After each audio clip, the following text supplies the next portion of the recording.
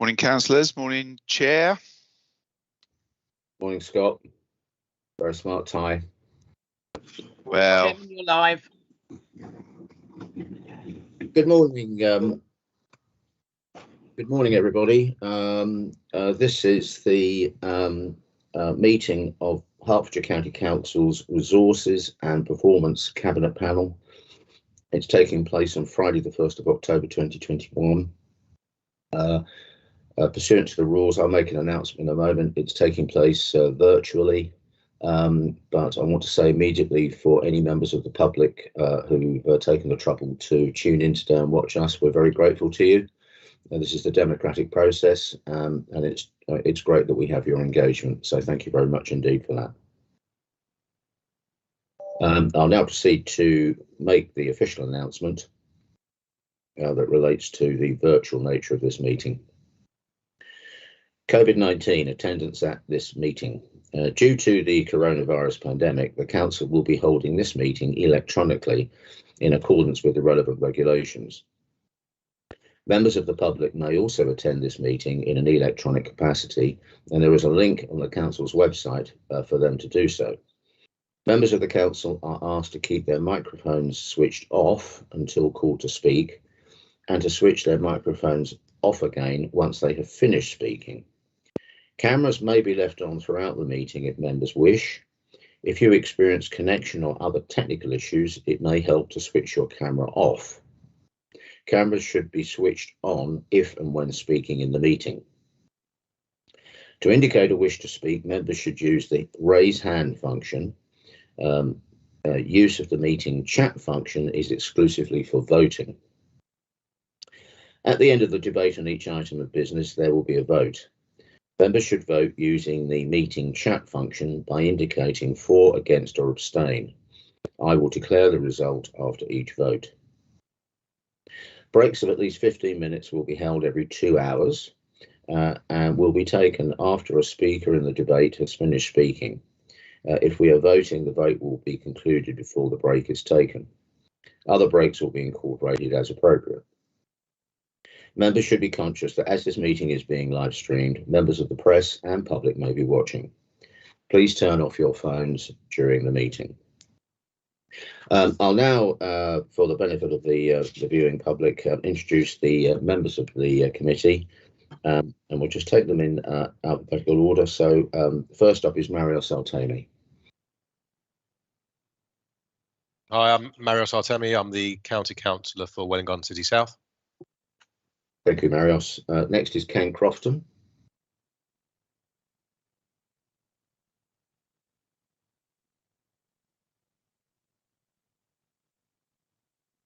If you are speaking, Ken, you're muted.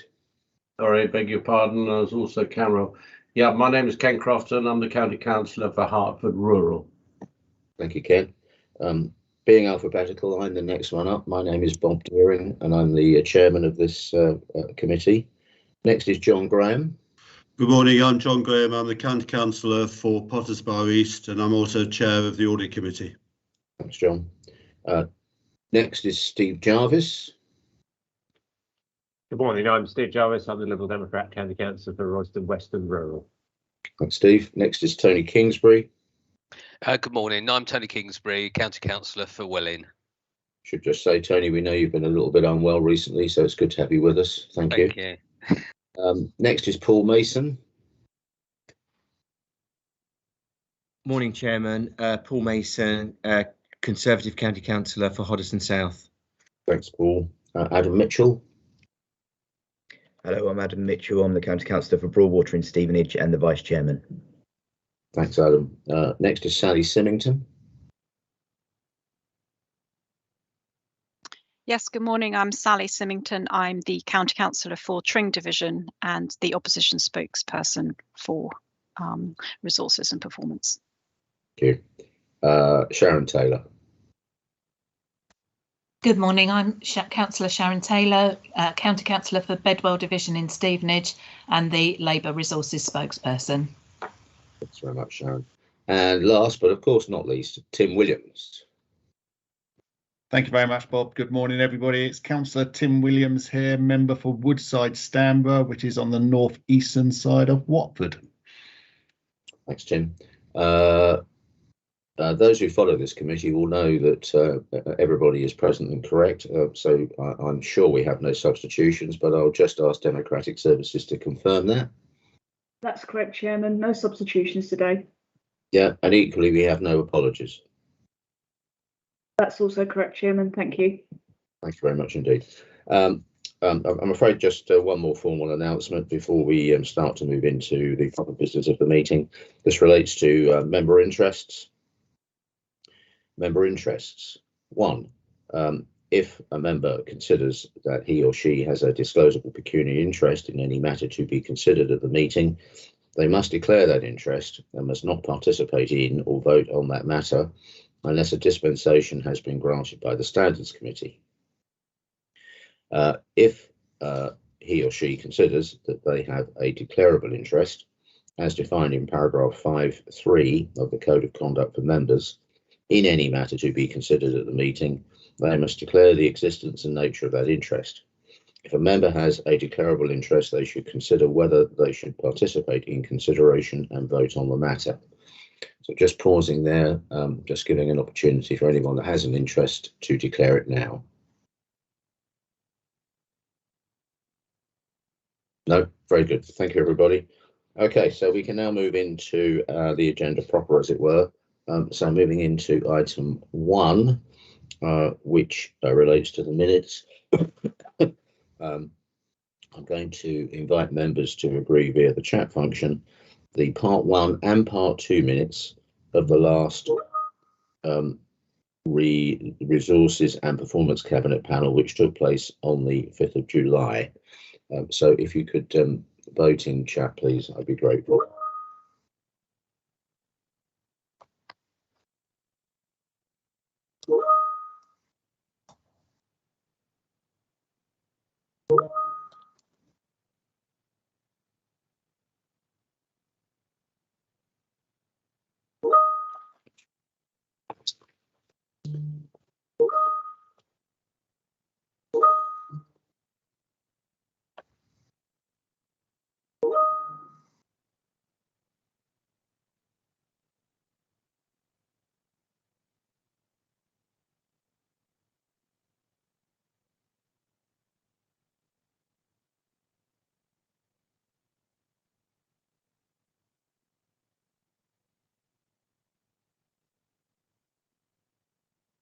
Just for confirmation from officers that we're home and dry.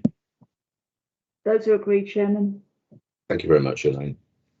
I might say to members, well done for remembering how the chat vote function works, because it's been a little time. That's very impressive. Thank you. Item 2 is public petitions. As I understand it, none have been received, but I'd like Elaine to confirm that, please. That's correct, Chairman. No petitions today. Thank you very much indeed, Elaine. In which case, we now move on to what you might think of as the first real item of business of the day, which is item 3, the Finance Budget Monitor for Q1 2021-2022. And I'm very pleased to say that we have Stephen Pillsworth here to present this to us. So away you go, Stephen. Thank you. Good morning, everyone. Thank you, Chair. So my name is Stephen Pillsworth. I'm the Assistant Director of Finance here at the County Council. The report I'll take you through this morning is the first quarter's financial monitor for the Council. I think it's fair to say the position is characterised by huge uncertainty. It remains very difficult to forecast demand across some of our key services, including in adults, children's services and waste. But nonetheless, the report does outline our forecasts, not only for this year, but starts to flag where we think some of those issues may well continue into future years. As usual, as we've seen in the last 18 months, we've tried to separate out non-COVID and COVID related issues, but inevitably there is a lot of overlap between those, and we must be really careful not to just assume that those COVID issues might be one-off and not continue. In terms of the non-COVID position, we are forecasting an overspend of just under £2 million, principally around children's transport, and at that level we would be able to cover that within the contingency the council has. In terms of the COVID position, members may recall we put together a pot of money this year to help us deal with issues arising from COVID, including government grant and council funds identified through the IP. And that pot is just over £60 million. Our current forecast of spend is £43 million for the year. And it's worth just outlining some of the areas that covers. We are seeing in adult care services some really significant increases in demand for care, which we think is being driven by the discharge arrangements from hospital. And in children's services, we're seeing higher levels of children looked after than we had before the pandemic, needing our care and support. But at that level, of course, you can see that's containable within the funding we set aside. Indeed, we would have some residual funding left. What we're also drawing attention to in the report, though, is how many of those issues we now think are likely to continue into next year and potentially beyond that, including both of those service areas I mentioned. And indeed, our initial forecasts are that perhaps around £18 million of that will continue into next year. So one of the things we're flagging in the report is, of course, next year the council already had a budget gap of £5 million. If those items do continue, then of course that budget gap widens to over £20 million. Now we will use some of that residual COVID pot to help cushion that, but clearly it makes our budget position moving forward much more challenging if these COVID issues are going to be continuing for some period of time. We also have in the report an update on where we are in the council's capital programme. There's probably two main issues to flag here. The first one is there is a request and recommendation around reprogramming. So this is where the spend on schemes is not proceeding as quickly as we forecast when we put the IP together, and that was approved earlier this year.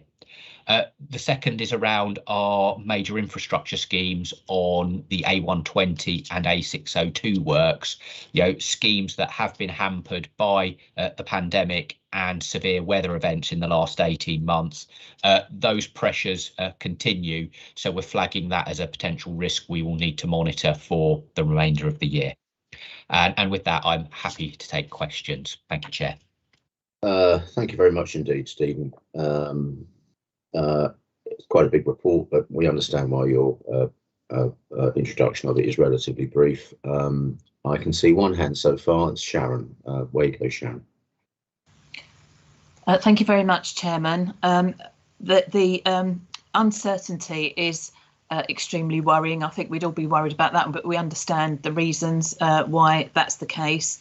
I've got a couple of specific questions, Chair, if that's okay. The first one, I did want to just mention, and I know this is not the Audit Committee, Councillor Graham, but I do think we should note at Resources that the audit has been further delayed. And I think the situation regarding audit, we had an Audit Committee on Friday and were told that the audit was on target. And this is no fault of the County Council or its officers. They've worked extremely hard to get us to a position of completing the audit. But we have now been told by our auditors, Ernst & Young, that it will be delayed. So I think we should note that in the Resources and Performance Committee. The second point was around, there's a very specific stream of special educational needs funding called DSPL2. I think DSPL stands for Delivering Special Provision Locally. This has been, it's a stream of funding for children requiring higher needs support, and that support is provided in education and nursery settings. It's distributed locally. In my borough, it's run out already. That's from the Q1 figures, and it's causing great distress to the parents that are supported with that funding and their young people. That doesn't mean that there's that applies to all SEN funding. I understand that it's just this very specific stream of it. But for those affected, they are finding it very difficult to see how they're going to get through the year without additional provision of funding for that DSPL2 funding in my borough. I don't know if it applies to other boroughs, but it certainly has happened in Stevenage. So I do think we need to look at that and address that in particular. So I hope that the funding can be found to make up that deficit for the rest of the year for the DSPL2 funding in Stevenage, because if it's not, it will cause significant difficulty for the settings that are providing that special needs support. I note that there are pressures on both adult care services and children's services. I think at Q1 it's too early to think about whether that's going to what sort of the long-term effects that going to be, you know, I'll be carefully watching that when we get to the Q2 report. Thank you, Chair. Thank you very much indeed, Sharon. Given that you've made reference to the auditors, I can see that John Graham, who's the chairman of the audit committee, has put his hand up.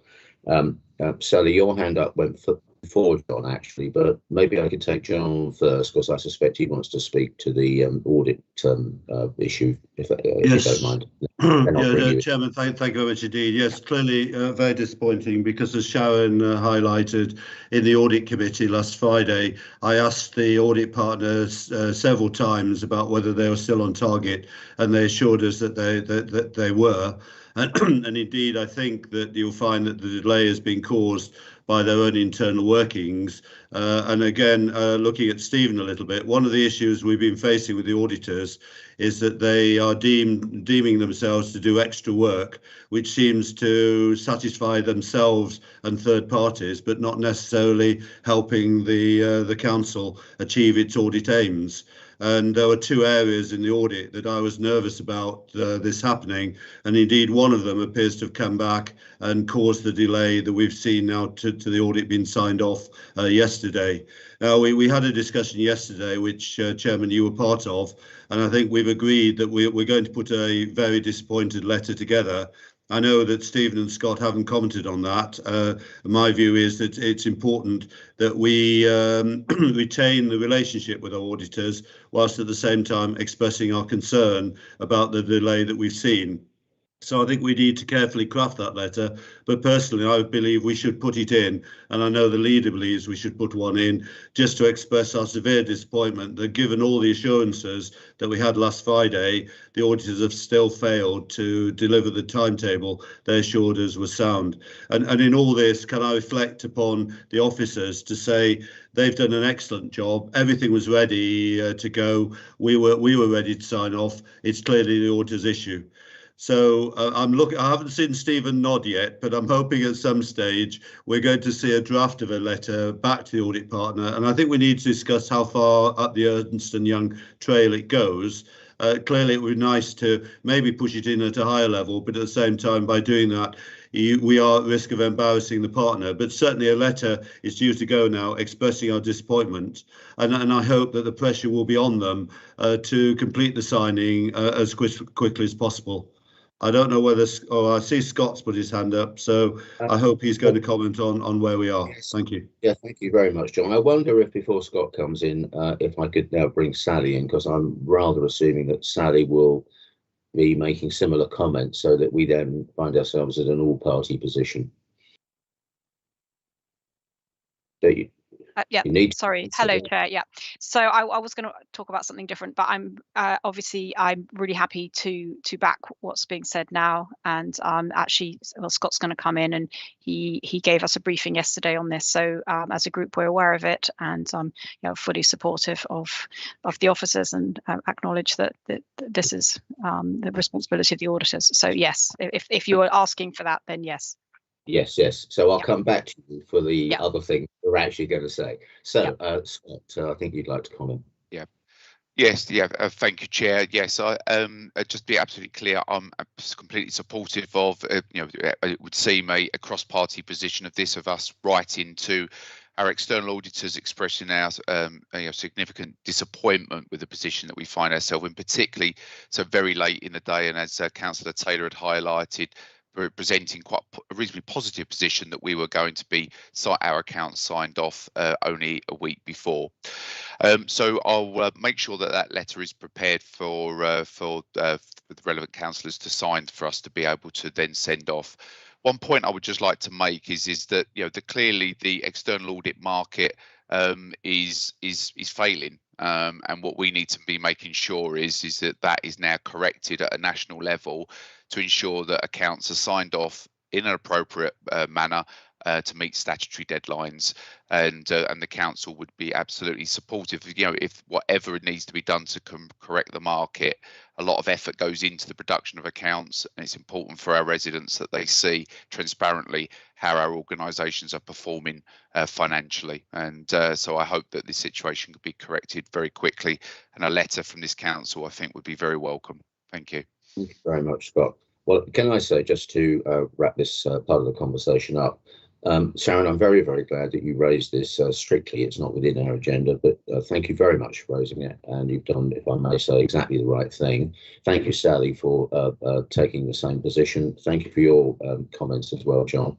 To wrap the conversation up, although I see that Stephen's just put his hand up, I don't know whether he wants to come in and squeeze in some comments before I conclude my wrap up. But perhaps I should bring you in, Stephen. Sorry. Thank you, and I hope you don't mind me chipping in. But thank you to members for your comments about the team, that they have worked incredibly hard to actually get the accounts ready. Indeed, the draft accounts we were not required actually to complete and hand to the auditors until the end of July. They were actually complete before the end of June, a month earlier than they needed to be, effectively giving the auditors an extra month. I'd also just build on Scott's comments around the national position. In some cases, the additional work that EY have needed to do is because the regulator quite late on has asked them to do additional checks. And of course, that's causing them and all other councils all sorts of problems getting their audits completed. So it's definitely a national issue as well. So, whatever level we draft, sending that up to LGA and their bodies, I think would also be a helpful idea. Thank you very much, Stephen. That's a valuable addition. So just to finish my wrap up, as it were, on behalf of everybody in this panel, and indeed I think every member and every officer involved in the financial affairs of Hertfordshire County Council, I just want to say that we run a very responsible financial management situation in Hertfordshire County Council. We're acknowledged through the country as being extremely financially sound and well managed. We have a team of officers led by Scott and Stephen, but certainly more than just those two individuals, who work extremely hard all year and do a great job helping us stay on top of our finances at Hertfordshire County Council. You've just heard that Stephen has reported that we got our draft accounts into the auditors early. He's also made the point that, to be slightly fair, there are requirements coming in from other quarters which the auditors do have to deal with. But overall, it's a matter of great pride to us as a county council that we are on top of it. And it is extremely upsetting to find, and again, as Scott has said, not simply that the auditors are going to be late delivering their final product, but they tell us so late in the day that they will be late delivering their final product, that really it is a very disappointing situation.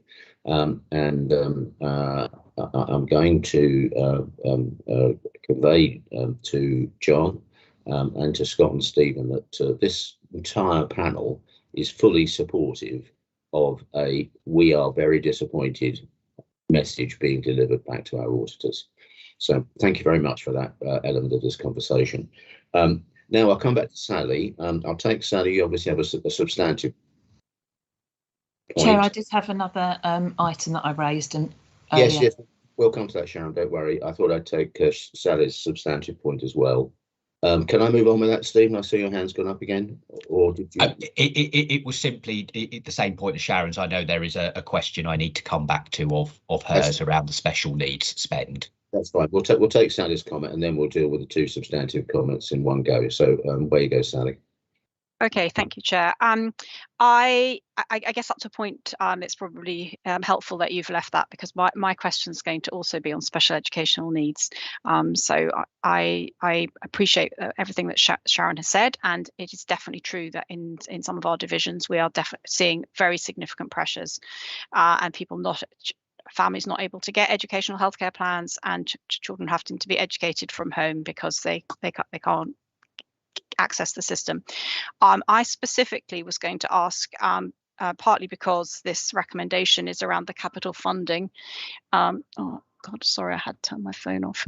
Around the capital funding programme, and sorry, the reprogramming of it. I was going to drill down onto the special educational needs capital projects budget of 5.5 million, and I wondered if we could have, firstly, to express concern that in such a vital area, this is part of an area that's being reprogrammed, and to sort of try and drill down and understand kind of why that is, and how we can really use that budget as well to help young people with special educational needs and disabilities access the services.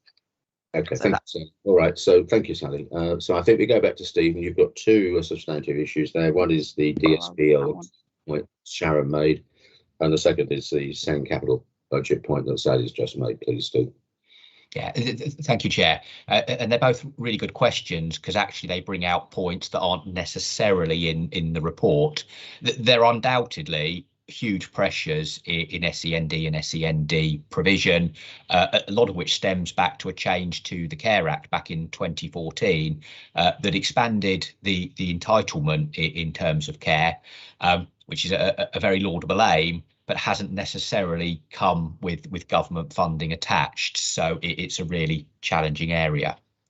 To pick up Sharon's question first, though, we spend a considerable sum of money as a council each year through the high needs block of the schools grant, in excess of £150 million supporting children with SEND. But in the main, as Sally mentioned, that is for children who have the education, health and care plans. We recognised actually there are a number of children who don't yet have the care plans and might need some support. And this is where the smaller pots were established. I think it's about £1.5 million across the county council through the approach that Sharon mentioned, with a number of panels across the county allocating those funds.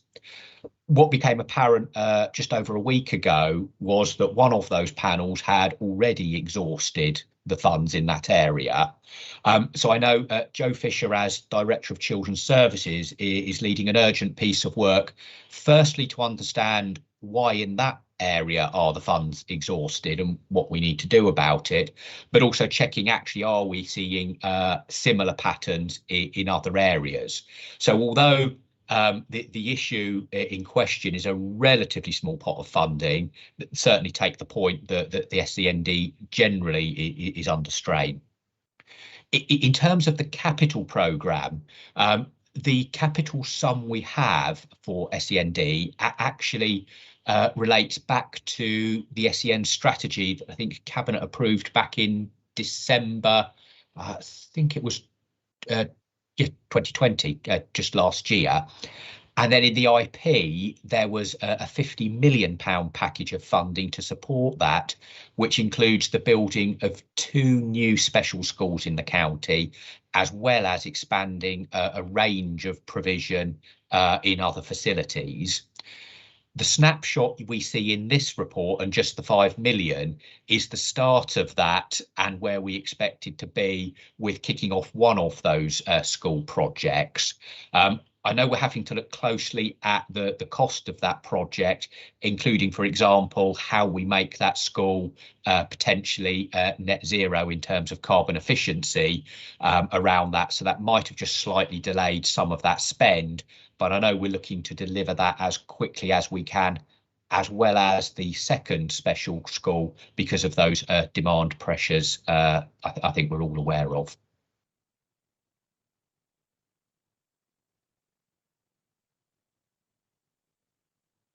You're on mute, Chairman. Thank you, Elaine. I'm sorry, Steve. I've got your hand up, so please, away you go. Thanks, Chairman. Stephen mentioned the pressures relating from amendments to discharge arrangements from hospitals, and I think we all understand why the NHS may have been keen to do that, and it may well be the right thing to do. But it seemed to be another one of those areas where responsibility and consequently costs move backwards and forwards between health and social care, and it looks as if the costs have been moved. And I assume this is something that doesn't just affect Hertfordshire. So I wonder what we're doing in terms of working with other adult social care authorities to address the government and try and get the funding, the change of movement of funding to reflect the apparent change in costs. Thanks, Stephen. Yeah, thank you, Steve. It's really at two levels we need to operate, both locally and nationally. So the current arrangements are for this year.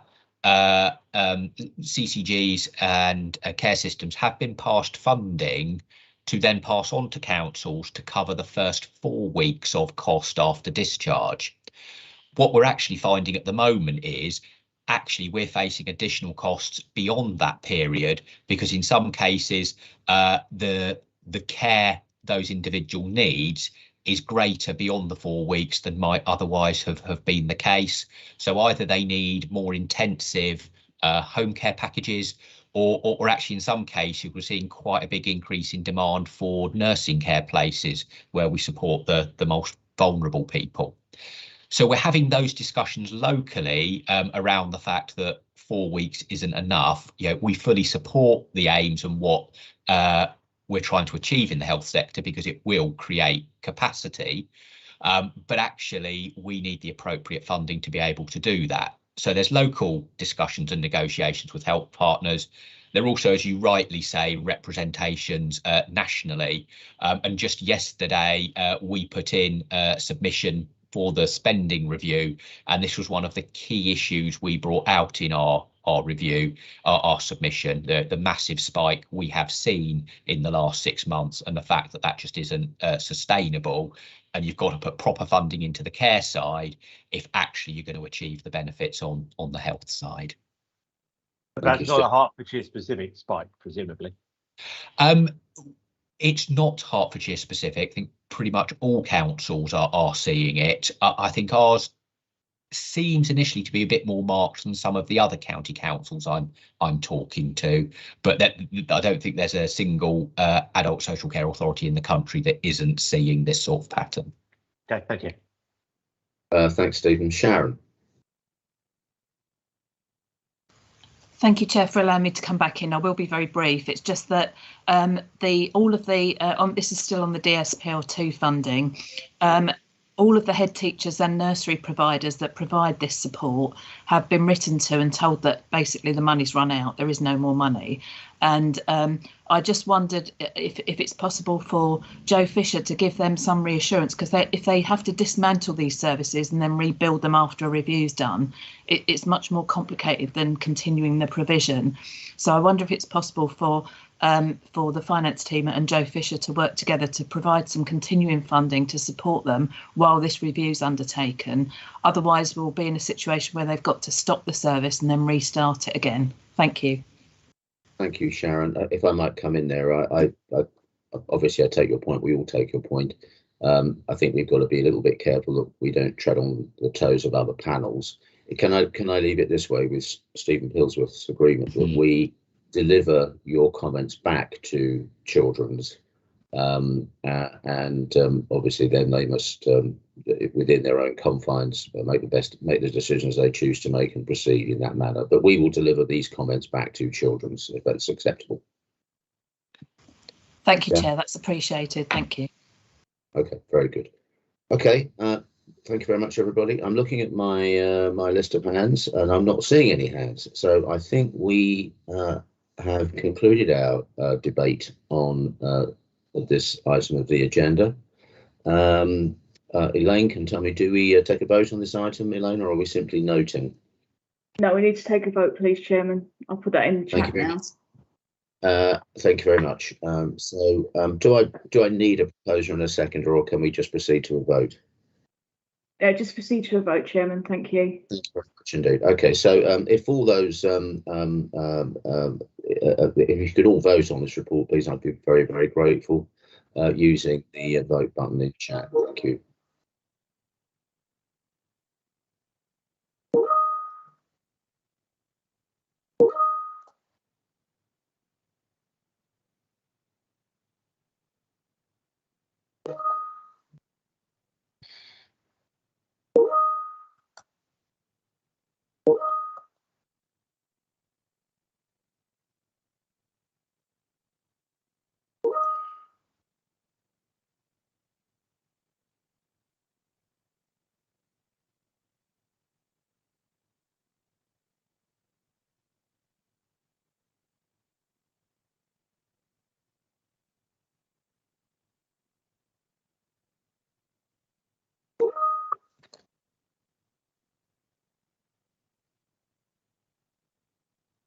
Okay, thank you, everybody. We have a unanimous agreement on that, so thank you. And Stephen, as always, Stephen Pilsworth, hope you're still there. Many thanks to you and your team for all the hard work that goes into these reports. We much appreciate it. Thank you very much. Okay, so we move on. Sharon's hand's gone up again. Sorry, Chair, do we need to note anything regarding the audit situation? I'm just, I know this is not audit committee, so it's a bit awkward, but we did all strongly support the fact that we should be writing to our auditors and copying the local government association. I'm a member of the resources board, so trust me, we will continue to raise it.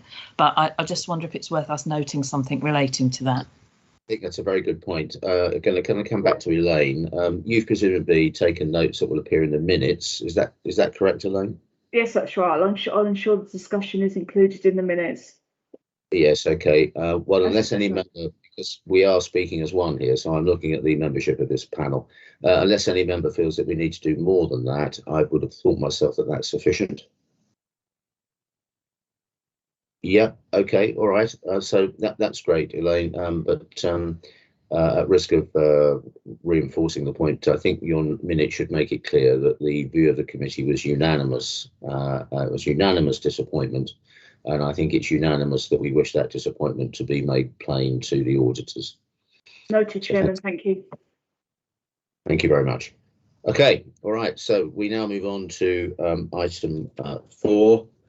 Which is in relation to the County Council's COVID recovery strategy. And the officer who will present this to us is Anna Morrison. Good morning, Anna. Hi, away you go. Good morning, Chair, and good morning, everybody. Thank you. So thank you for the opportunity to present this paper to panel members. I'm Anna Morrison, Assistant Director for Improvement in Technology, and I've been the Council's lead in the development of the COVID-19 recovery strategy. So I just spent a couple of minutes pulling out a few pertinent points, and I'm very happy to take questions. So by way of background, over the course of the pandemic, the County Council has been working hard to respond to the unprecedented challenges that we've seen. And now as the focus starts to move beyond the immediate crisis response, it's critical that we have a plan to ensure that our services are effectively restored and we can help our communities to recover from the impacts. The recovery strategy has therefore been developed to summarise the interventions that the Council is intending to take. So you recall in July, a report was taken to panel to approve a two-stage approach to the development of the strategy. In this report, members received an update on the progress of the strategy itself and also provided endorsement to an investment of £9.7 million to support an initial tranche of schemes. The panel is now asked to read and consider the content of the report and to endorse to Cabinet that it adopts the final draft of the recovery strategy. So in relation to the strategy itself, just a few points to note. A recovery roadmap has been developed to reflect the County Council's approach to delivering the interventions, so those being respond, restore and rethink. And the strategy includes recovery work that has already started, generally sitting under the restore category, as well as ambitions for potential future projects which are more aligned to the rethink stage. Strategy interventions have also been aligned to the priorities for Hertfordshire, the County Council's priorities, those being health and wellbeing, the environment and sustainable growth. And additionally, there's an internal section that focuses on recovery projects that will help the County Council to make the most of the lessons that we've learned and improve the way we operate and deliver services. It should be noted that the majority of recovery projects currently fall under the health and wellbeing priority, and that's reflecting how the pandemic has disproportionately impacted needs in this area. The strategy marks a line in the sand for recovery, but as we still don't yet fully understand the full impact of the pandemic on Hertfordshire, the strategy will take a data-driven approach and will likely evolve over coming months as new priorities and as ambitions are identified and brought forward. As I mentioned, the strategy is in part underpinned by a £9.7 million dedicated COVID recovery fund. This investment was approved in July and will enable delivery of a number of projects that will make a real difference to residents and communities. So some examples: over £3 million has been allocated to adult care services projects, and that includes £500,000 to help counter domestic abuse and violence against women, and over £700,000 to help tackle health inequalities for those adults with a learning disability in the county. £3 million goes to children's services, with £1.2 million of that going to schools for educational recovery and mental health support for children.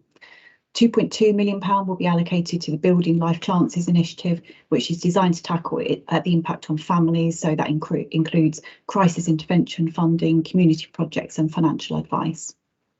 £680,000 goes to environment and infrastructure and includes an expansion of the Saver Card travel scheme, and that provides half-price bus travel for 20 to 25-year-olds.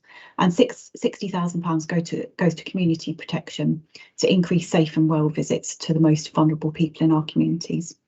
And then finally, to mention, £390,000 goes to councillors through an increase in member locality budgets, and that's to directly support projects that promote social, economic or environmental wellbeing in local divisions. So full details of all of the projects can be found in Appendix 2 if members are interested in looking at those in more detail.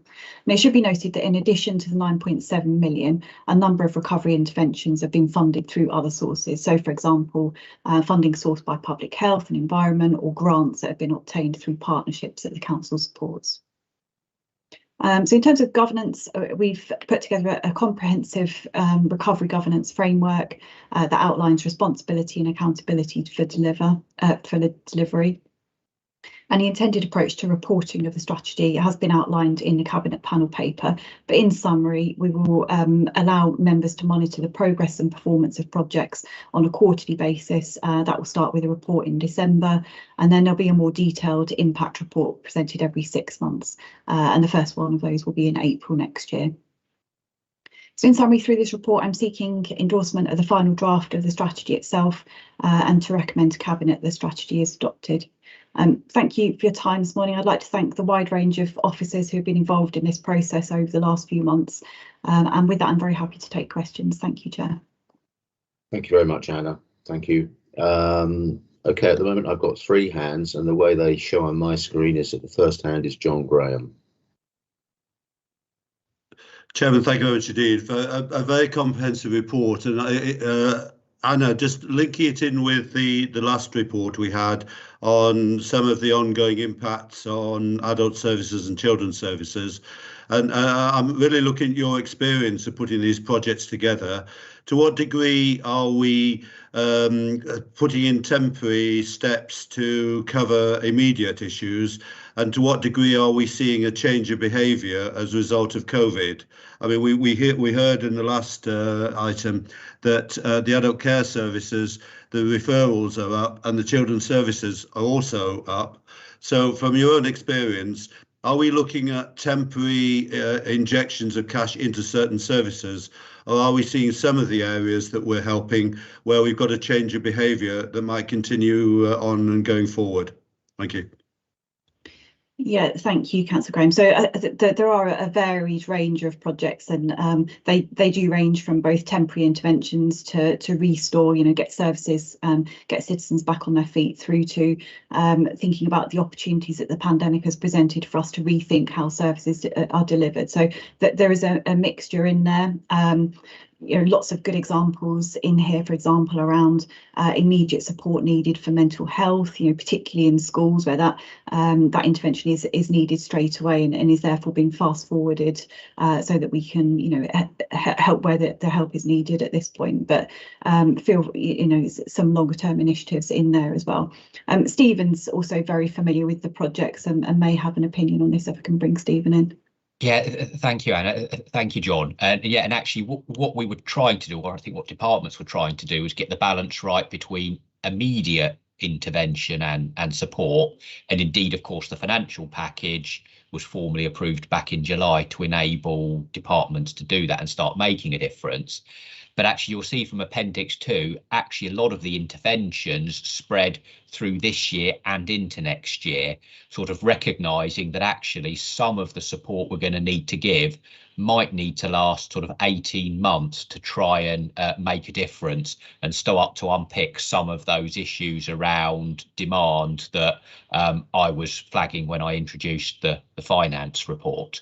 And of course, exactly as Anna says, we'll continually monitor this in terms of the effectiveness it's having against also monitoring wider performance and financial issues. And there may be more we need to do, but it feels like £9.7 million and a really good range of projects is exactly the right place to start.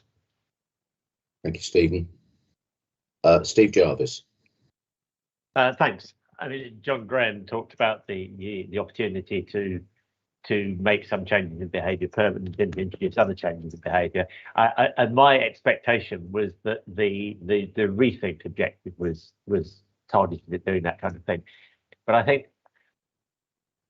looking at the kind of things we've identified under rethink, they're perhaps a little disappointing. We've identified that there's a demand responsive transport pilot, but that's already happening, and that was planned before the pandemic. It has only just started, but that's something that has been planned for some time. Health walks are great, but we've been doing them for years. It's apparently rethink to continue to protect children, but I think that's something that we've been doing, and of course we'll continue to do. And then there's a suggestion that we need to be running programs to deal with reduction of obesity and people who are overweight. They don't actually seem to be examples of new ways of doing new things. So I'm sure there are those, but so the overall impression is that the rethinking hasn't actually been very radical. I'm going to ask Anna or Stephen to respond there, please. So I maybe just start by saying, there are a lot of good quality rethink ambitions in here. So, lots of new things coming forward, for example, in that Building Life Chances Fund that we talked about. So there are lots of new initiatives, but we have recognised that at the moment, the majority of the initiatives are tending to be more on the restore side of things. And we expect some of the rethink initiatives still to come forward. So Stephen may want to add to that, has been doing some thinking on the process. Yeah, indeed, and I think it actually just reflects, in many respects, the position we find ourselves, and indeed many other councils up and down the country. Actually, we're still responding to the pandemic and some of the issues arising. So some of those issues I was mentioning about the spike in adult social care demand, that has cropped up really and become a major issue, probably in weeks rather than months. So, I know the team there are pretty much flat out dealing with that immediate issue. So actually, as Anna says, there's some really good examples here on rethink, but there's also a lot more we need to do as a council. And in the covering report, one of the things we start to flag is actually we can see some of this work almost dovetailing into some of our IP programme and thinking. Because if some of the financial impact and potential cost is featuring in there, that's also where we'll be asking departments to be doing the thinking around, well, what are the transformation programmes we need to help us, balance the budget in future years and deliver on our priorities? What are the changes that might arise and enable us to make some more transformation around that? And that's going to be the sort of thing that takes place in next year and the year after that, it's probably going to be some quite long-term stuff to take advantage of some of those changes. So as I say, the story doesn't stop here. It probably joins up much more with some of our other processes such as IP. Thank you very much, Stephen. The next hand we've got is Sally Symington. Thank you, Chairman. Yeah, thank you, Anna and Stephen. I've got a couple of issues, if I may, Chairman. The first one is, obviously, we've gone through this in 2 stages. So, Anna, I wondered if you could clarify sort of the benefits of that in terms of what has changed in terms of, obviously, the part 1, the sort of words around it and the thinking, and then the actual numbers that come out in the appendix of what you're actually spending money on, and whether by doing it in 2 stages we have in any way held it up, something that we could have moved forward with a bit faster. And then, Chairman, I've got another completely separate question. Would you like me to say? I would, to be straightforward, it's easier for me to manage the hands if I take one hand at a time. So if you could have your second question as well, please, Sally. Yeah, okay. So then kind of separately, and I guess this is tying back in with the kind of rethink, but also kind of the difference between the part 1, the section that is the words and the aspirations, and then where the money is. So if I refer to page 117, where you say, we want to build on these reductions, this is to do with transport, and support more sustainable forms of transport, and to continue to encourage walking and cycling over car travel, and promote more low emissions vehicles and charging points. I'm not seeing that coming through in any of the programs, and I'm really struggling as a local councillor to support my residents who are asking for these things, and to be able to find ways through. So I guess it's kind of more of a plea than anything that actually this is genuinely what people want, and what we're hearing on the ground from residents, and how that can be worked in and embedded in not just this, but obviously, as you've already alluded to, even the greater IP. So I guess my question would be around the words and then the follow through. Where is the money to back the aspirations, and how do we support that? So thank you, Chair. Yeah, thank you, Sally. Now, the question is put to Anna and Stephen, but I see that Scott's put his hand up. So if you have something to offer by way of a response, Scott, I'll bring you in now. But otherwise, I'll leave it to Anna. No, thank you, Chair. Just an overarching comment to Sally's challenge about sort of approach and possible delay. It was always our intention with the recovery strategy that when we brought it forward to council back before the summer, that we would get the money moving. Because there was particularly a number of organisations, I think we were still in forms of lockdown at that point, number of voluntary organisations in particular that were really sort of now struggling because they couldn't fundraise, etc. So we needed to get the flow of money moving. That's a little bit unusual for us. We normally follow strategy first and then funding that then follows. On this occasion, we got the money moving. The strategy was then presented almost in a draft form for over the summer for councillors, other interested groups to be able to comment whether they felt we got the priorities right. And we're now finalising that strategy as a result. And obviously, we're not seeing major shifts in what we put down, first of all, but we accept it needs to be a sort of a flexible, organic document that may well move over the months and years to come. So that's the overarching point, Chair. Yeah, thank you very much, Scott. I'm not seeing Anna or Stephen wishing to add to that, so I will move on. I've got Sharon now. Please, Sharon. Thank you, Chairman. A very comprehensive report, Anna, so thank you. A few questions from me. First of all, the Hearts Growth Board and Hearts leaders have commissioned a refresh of the community impact assessment of COVID, and I just wondered how that's going to be fed into the planning for this, because clearly that will give us a picture over time from when we did it in the early stages of COVID to now. So that's my first question. And then I've got a number of specific questions around the strands of work, but starting with a general point about where the interventions come from and how we're going to get those people who are the subject of those interventions involved in developing what the solutions are. The reason I'm asking that question is when I was down in Brighton earlier this week, we had a gentleman who'd been sectioned twice. He was a mental health patient, and he made the point to us that when he's sent to health interventions, he's always told you need to go to the gym. He can't go to the gym because he's not body confident enough to do so. So what he wanted was a range of things that he could start to work on his confidence before he got to a stage of, you know, getting into shorts and a t-shirt and getting on a rowing machine. So how are we developing those interventions? The second point was around mental health in schools and how we have seen significant issues around mental health among our young people, and that kind of mental health first aid in schools is really vitally important. And is there anything being thought about for that? I'm very pleased to see an emphasis on domestic abuse and violence against women and girls, particularly in the light of the sentencing of Sarah Everard's murderer yesterday.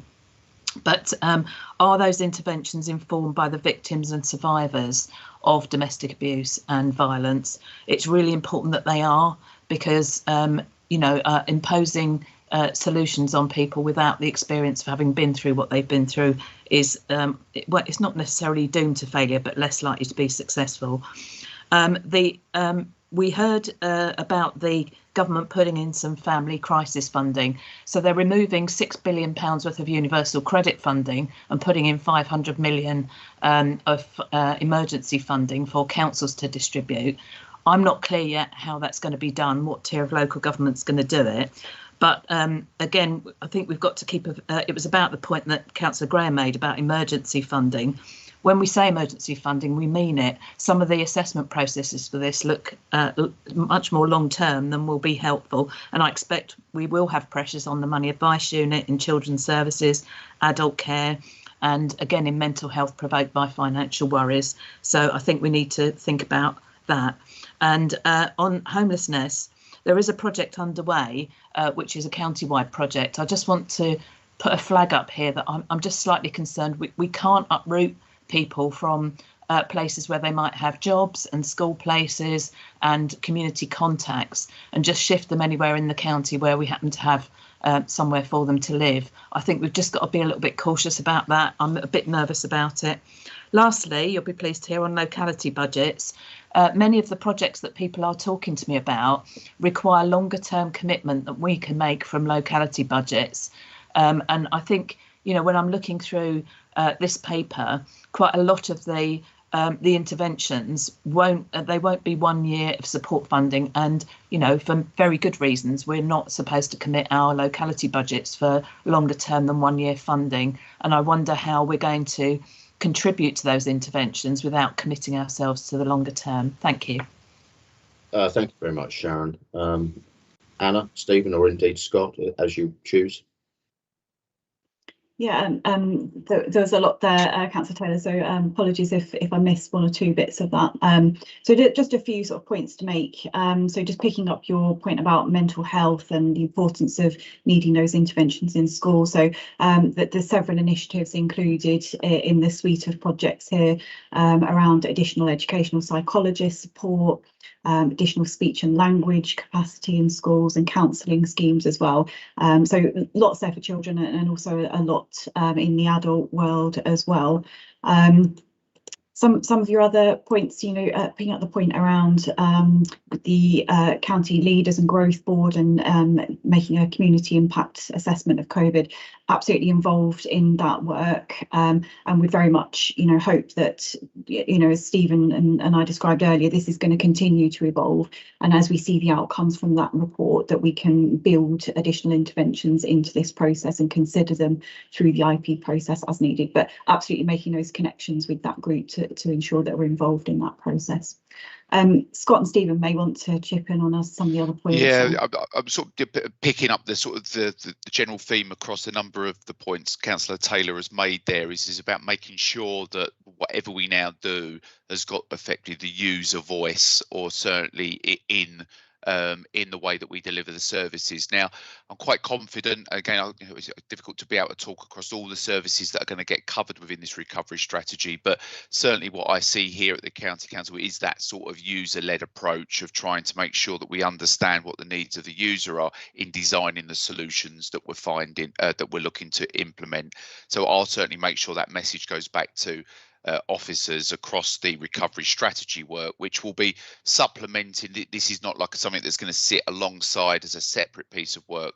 This is very much providing extra funding and support that will supplement into the budgets of existing services, where there may be some extra services that get created, but in the main, this is about enhancing what we're already doing at the moment. And then about the point about locality budgets and the ongoing need of that, it's absolutely something that we're alive to. And I think that going forward, as we now create the IP for next year and the coming years, the ongoing effects of IP and the amounts of money we need to now, almost like a new normal now, needs to be built into our budgets going forward, because of the long effects of COVID, is something that we are considering as part of the IP development. So I think we'll be shifting away from maybe the locality budget side of it, that you've provided the almost like the pump priming, the urgent need that's needed within groups. And I think it's then, depending on where the priorities of the IP ultimately fall through the discussions over the coming months, it'll be the IP would pick up the long-term implications of where finances are needed. Thank you, Chair. Thank you, Scott, very much. My next hand showing is Tim Williams. Thank you very much, Chair. I hope you don't mind. I'm just coming back to that rethink strategy again. I appreciate the responses we had earlier. Of course, it is a great time to be innovative, basically have new aspirations and find different ways of working and delivery of services as local authority. Do the sort of service delivery element learn best practice from other councils? Do they actually pick up what they're doing? Because they're probably going through the same issues as we are and rethinking. So is there an overarching way we picking up new ideas from other councils as well, and probably sometimes sharing our ideas with them? Thanks, Tim. Yeah, no, you're absolutely right, Tim. You know, I think what we sometimes find is that we're all trying to solve the same challenges across all, the whole range of councils. So we do need to talk to each other and learn from each other. So the team here have been researching what other councils have done in recovery strategies, having conversations with the leads there to learn from the approach that they've taken and how they're shaping up those strategies. Been attending lots of different webinars, so an LGA webinar last week where they've done some really great research on recovering from the pandemic and the types of initiatives that are coming forward. So I think the answer is yes. We haven't done this in silo. We have been looking at what else is going on nationally and how others have tackled this problem as well. Thanks, Anna. Okay, I've got one last hand, and so to close the batting, Adam Mitchell. Thank you very much. So I just wanted to make a quick comment really on the £9.7 million. Excuse me. It's been really good to read about that in reports, but I'm just so happy to see that in paragraph 2.2 that money is already being allocated so quickly, and I think that's really useful, particularly with the locality budgets, which has already been mentioned. That comes at a time when borough councils are under a lot of pressure for their locality budgets, and I think it's really good to be able to sort of allocate that money locally through people who understand the situation on the ground. I've never had any problems previously allocating all of my locality budget, so I think it really is appreciated, and it's really good to see that this has gone through the system relatively quickly. We have done our checks and we've put it through the the proper process, but to get it done a bit quickly is really well appreciated, I think. Thank you. Thank you very much, Adam, and thank you very much, everybody, for your comments. My chairman's wrap up is that I think this is a programme that we should be very proud of. It's quite a lot of money that we put together in a short space of time. It's an additional fund of money that's available to meet real need. And one or two speakers have made the point, and I'm absolutely going to endorse this, which is that we should be really proud that we've got money moving quickly and it hasn't been held up just until we've completed the policy document. And I think that's a great tribute to everybody involved, and the people who have benefited from that money moving you know, can be very thankful that we've moved the money as fast as we can ahead of finalising the policy documentation. I think that's an absolutely terrific thing. I'd just like to say also that Stephen mentioned this, Steve Pilsworth mentioned this slightly in passing, but it's a very important point. We will be reviewing the impact of this spending as we spend it. So it's a living programme, and if we come to form the view that we could maybe be spending the money in a different way, then we have the opportunity to take that view. If we form the view that maybe a certain area needs a bit more money, we have the opportunity to arrive at that view. You know, this is an extremely good project that we have been able to provide for our residents. And I think the last couple of things I'd just like to emphasise is that there's been conversation here today, quite understandably, about the rethink aspect of this strategy. This council has a great history of rethinking in various ways. We have spent years undertaking transformation programs, which have enabled us to modernise our service and extract the maximum value we can for our residents' council tax. And we've been able to do that in a way which very substantially has maintained services. So whether we call it transformation or rethinking, it's part of our DNA, and we do it pretty well. So I'm extremely pleased to see that there is a rethink element to this overall strategy. And finally, I'd just like to endorse various comments, which is that the locality budgets element of this strategy is also very important. In total, it's one of the relatively smaller items. Anna took us through the big headline numbers. It's a 9.7 million fund. We've got 3 million for adults, 3 million for children. So in that context, the locality budget number is relatively small. But I think we all acknowledge that members are on the ground. They're in touch with their local communities. It's an extremely agile way of making money available very quickly to local people who need it. I think the point that possibly some of these projects might run for more than 1 year is heard. And I think Anna and Stephen and Scott will absorb that and see if there's something we can do in that respect. But overall, this is a fantastic programme that we've created. It's already delivered real benefit to our residents, and it will continue to do so. And I would again like to thank the officers for having got us to the position we're at today. It's much appreciated. Thank you very much. So to round this off, there is a recommendation in the paper, and the recommendation is that the panel is asked to read and consider the contents of the report and recommend to Cabinet that it recommends to County Council that it adopts the final draft COVID-19 recovery strategy. If I could ask you all to vote on that recommendation in chat now, please.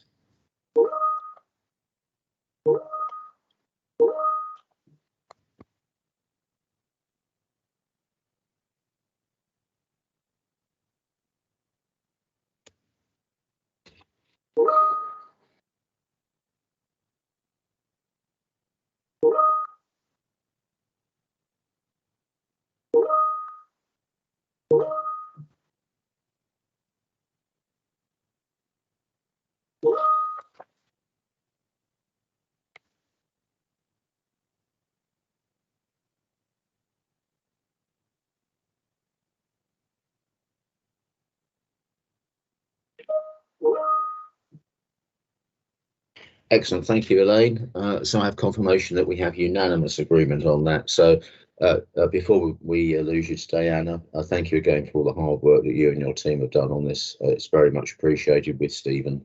And I'd also just include a nod of thanks to Councillor Terry Duris, who would have been here today just to speak to this. He's had a large hand in this as well. So if you're watching us, Terry, thank you very much for everything that you've done as well. So thank you all very much. Right, so that's that item. We now move on to item 5, which is in relation to diversity and inclusion. And to present this item today, we have Faisal Hakim with us. So hiya, Faisal, away you go. Thank you, Chairman, and good morning, members. So hopefully you've had a chance to read our annual diversity and inclusion report. So just to give you a summation of the report, the purpose of the report. So it's our annual report that we're reporting back on our strategy that we agreed back in March this year. And in the strategy, we agreed that we would have 3 value systems, which were connecting with our communities, be the change, and partnership working. So this report doesn't highlight everything that the council is doing when it comes to diversity and inclusion in our communities and partnerships, but some of the key highlights that our departments have been doing. And really what it does do, we have a big piece around co-production and co-design and how we're involving service users and residents in terms of making, in terms of council decisions. And in terms of the partnership working, we've highlighted, particularly some of the work that my team have been focusing on, which is around interfaith, our BAME network that we set up, and other projects that have sprung up over the couple of years, such as One Vision project, etc. What I should also add is that each of the departments have their own action plans that they do report on.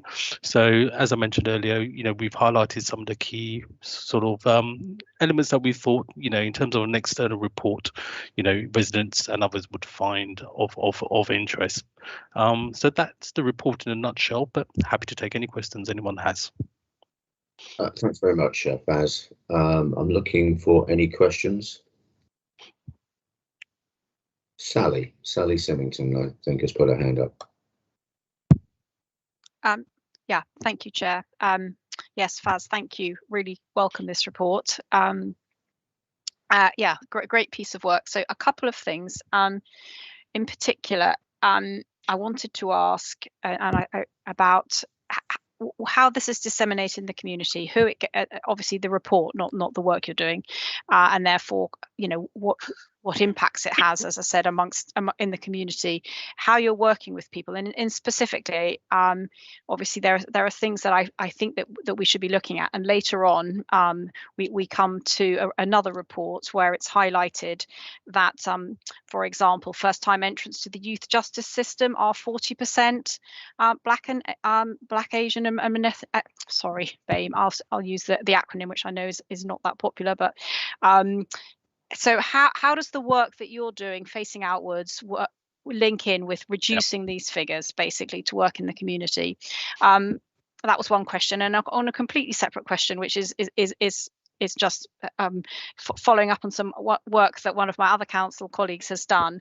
I wondered if you had an idea, a view as to why the council would have been opposed to rainbow crossings, given that this is the kind of work that we're doing and we're trying to promote ourselves in the community and raise awareness of this. So sort of 2 completely separate issues, but one about the practical implications, and the other about working in communities to raise awareness and show the direction of travel for the council. Yeah. That's my question. Thank you, Chair. Yes, do obviously respond, just to say that you shouldn't feel the need to second guess decisions made by the members of the council. So if you're uninformed about the pedestrian crossing point, don't be squeamish about saying so. Thank you, Chairman. So in terms of the first question, Councillor Symington, in terms of how the report is disseminated, so we have a community group contact list that we keep up to date on a regular basis. So we'll be sending out the report electronically once the report is finalised and has gone through the process. We're also going to be printing copies of the report first time around as well, because we are holding an event. Hopefully all members should have received an invite for the 3rd of November. So this is our annual diversity and inclusion conference that we'll be holding. So we'll be disseminating hard copies on the 3rd of November as well. If you haven't received an invite, I'll make sure that it does go around again. Just to make sure on that. In terms of the Youth Justice Board and Black, Asian, Ethnic minority over representation in that space, it's an area that we've got to focus on. We have set up a BAME network that is starting, which is comprised of community groups. So we have organisations such as the West African Caribbean Association on that group, as well as North Hearts Ethnic Minority Forum as well. We have had, I should add, yesterday there was a conference with Wrapup where we had the Police Crime Commissioner talking about BAME issues within that space as well. So that's clearly an area that we need to focus on, and we need to see what the council, in terms of our relationship with our public sector partners and our residents, and what we can do.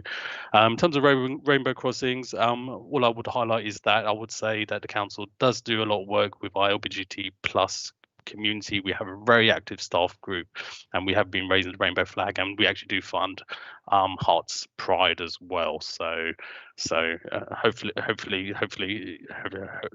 that's a sufficient answer there, Councillor Symington. Thank you very much, Faz. Thank you. Thank you. Thank you, Sally. Tony King. Yeah, sorry, I was only really going to make a quick comment. I've read through this report, and there's lots of really, really good stuff at the beginning of the report, and the fact that, you know, lots of good projects and things you're doing. I then looked down the next steps, and there seems to be a really good set of next steps to move forward on this. It seems a really, really impressive report. So I just want to say thank you very much. Thank you, Tony. If I might say, I think that's quite an important comment, because I would not like it. Well, I'd like the sense to come through that insofar as there have not been very many questions to you, Faz, that's not from disinterest. It's because we all believe in this project, and we think you and your fellow officers are doing a great job. I'm very glad that you just stressed the support that we give to LGBTQ Pride. I know it might sound a bit trivial, but we've all got our lapel badges and the banners that attach our swipe cards. I'd also just like to emphasise that this is a commitment that everyone in the Hertfordshire County Council is completely behind.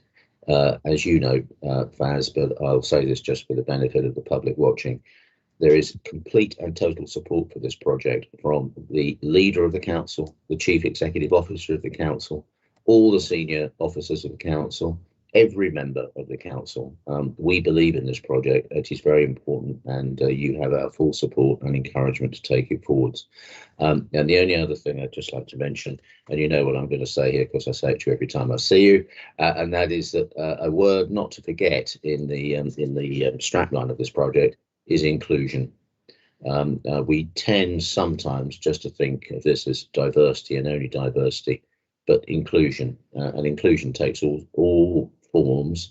And if you'll bear with me, Faz, because again, you know what I'm going to say, I attended an internal HCC briefing on this, I don't know, a couple of years ago, and an HCC officer spoke, and that HCC officer is substantially, not totally, but substantially deaf, and he made the point that it wears him into the ground to be ignored in conversations, and I think that's an extremely good example of the need for us, all of us, to include, and it takes all shapes and sizes and forms. We need to be inclusive of people. So I know that every member of this panel would endorse those comments and fully supports all the work you're doing. I'm going to move to a vote now, and the recommendation is that the panel is invited to recommend to Cabinet that it notes the progress outlined in this report, and notes that this is the first annual progress report on the new Diversity and Inclusion Strategy 2021-2024. If I could ask members to vote now, please.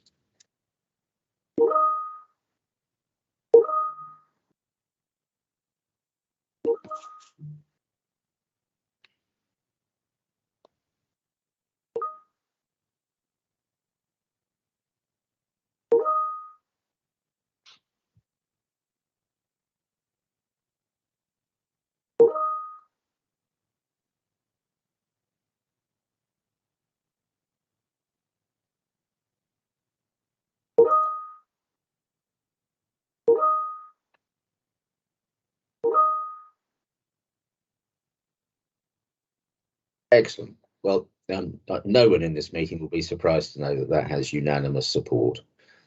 So please take that total unanimity away with you, Faz, and keep the good work up. So many thanks to you. Thank you. Thank you. Okay, all right. So that was item 5. Excuse me. We now move on after item 5, surprise, surprise, to item 6. This is in relation to Hertfordshire County Council's annual report for 2020-2021, and this will be presented certainly by Alex. Is Natalie with you as well, Alex, or are you presenting this alone?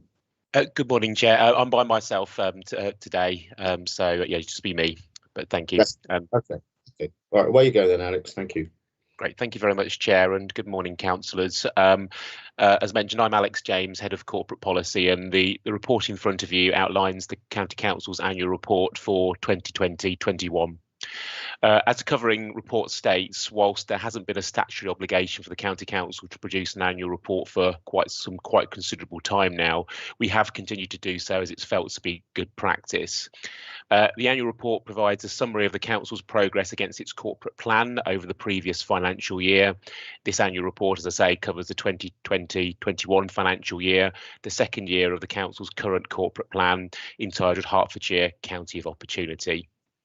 The structure of the report remains broadly the same as what we did last year, reporting against the 4 themes of the corporate plan. However, we have also included a section covering the Council's response to COVID-19. At the start of the report, it's felt fitting given the circumstances. As ever, details of how the Council receives and indeed spends its money is also included, also with a section outlining some of the challenges the Council faces in the year ahead as well.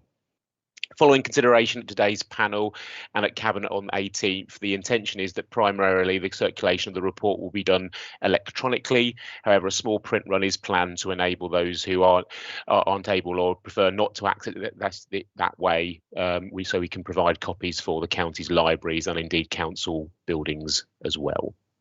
I'll leave it there, but very happy to take any comments or questions. Thanks very much, Alex. So let me see what I've got. Yes, I've got a hand from Steve Jarvis.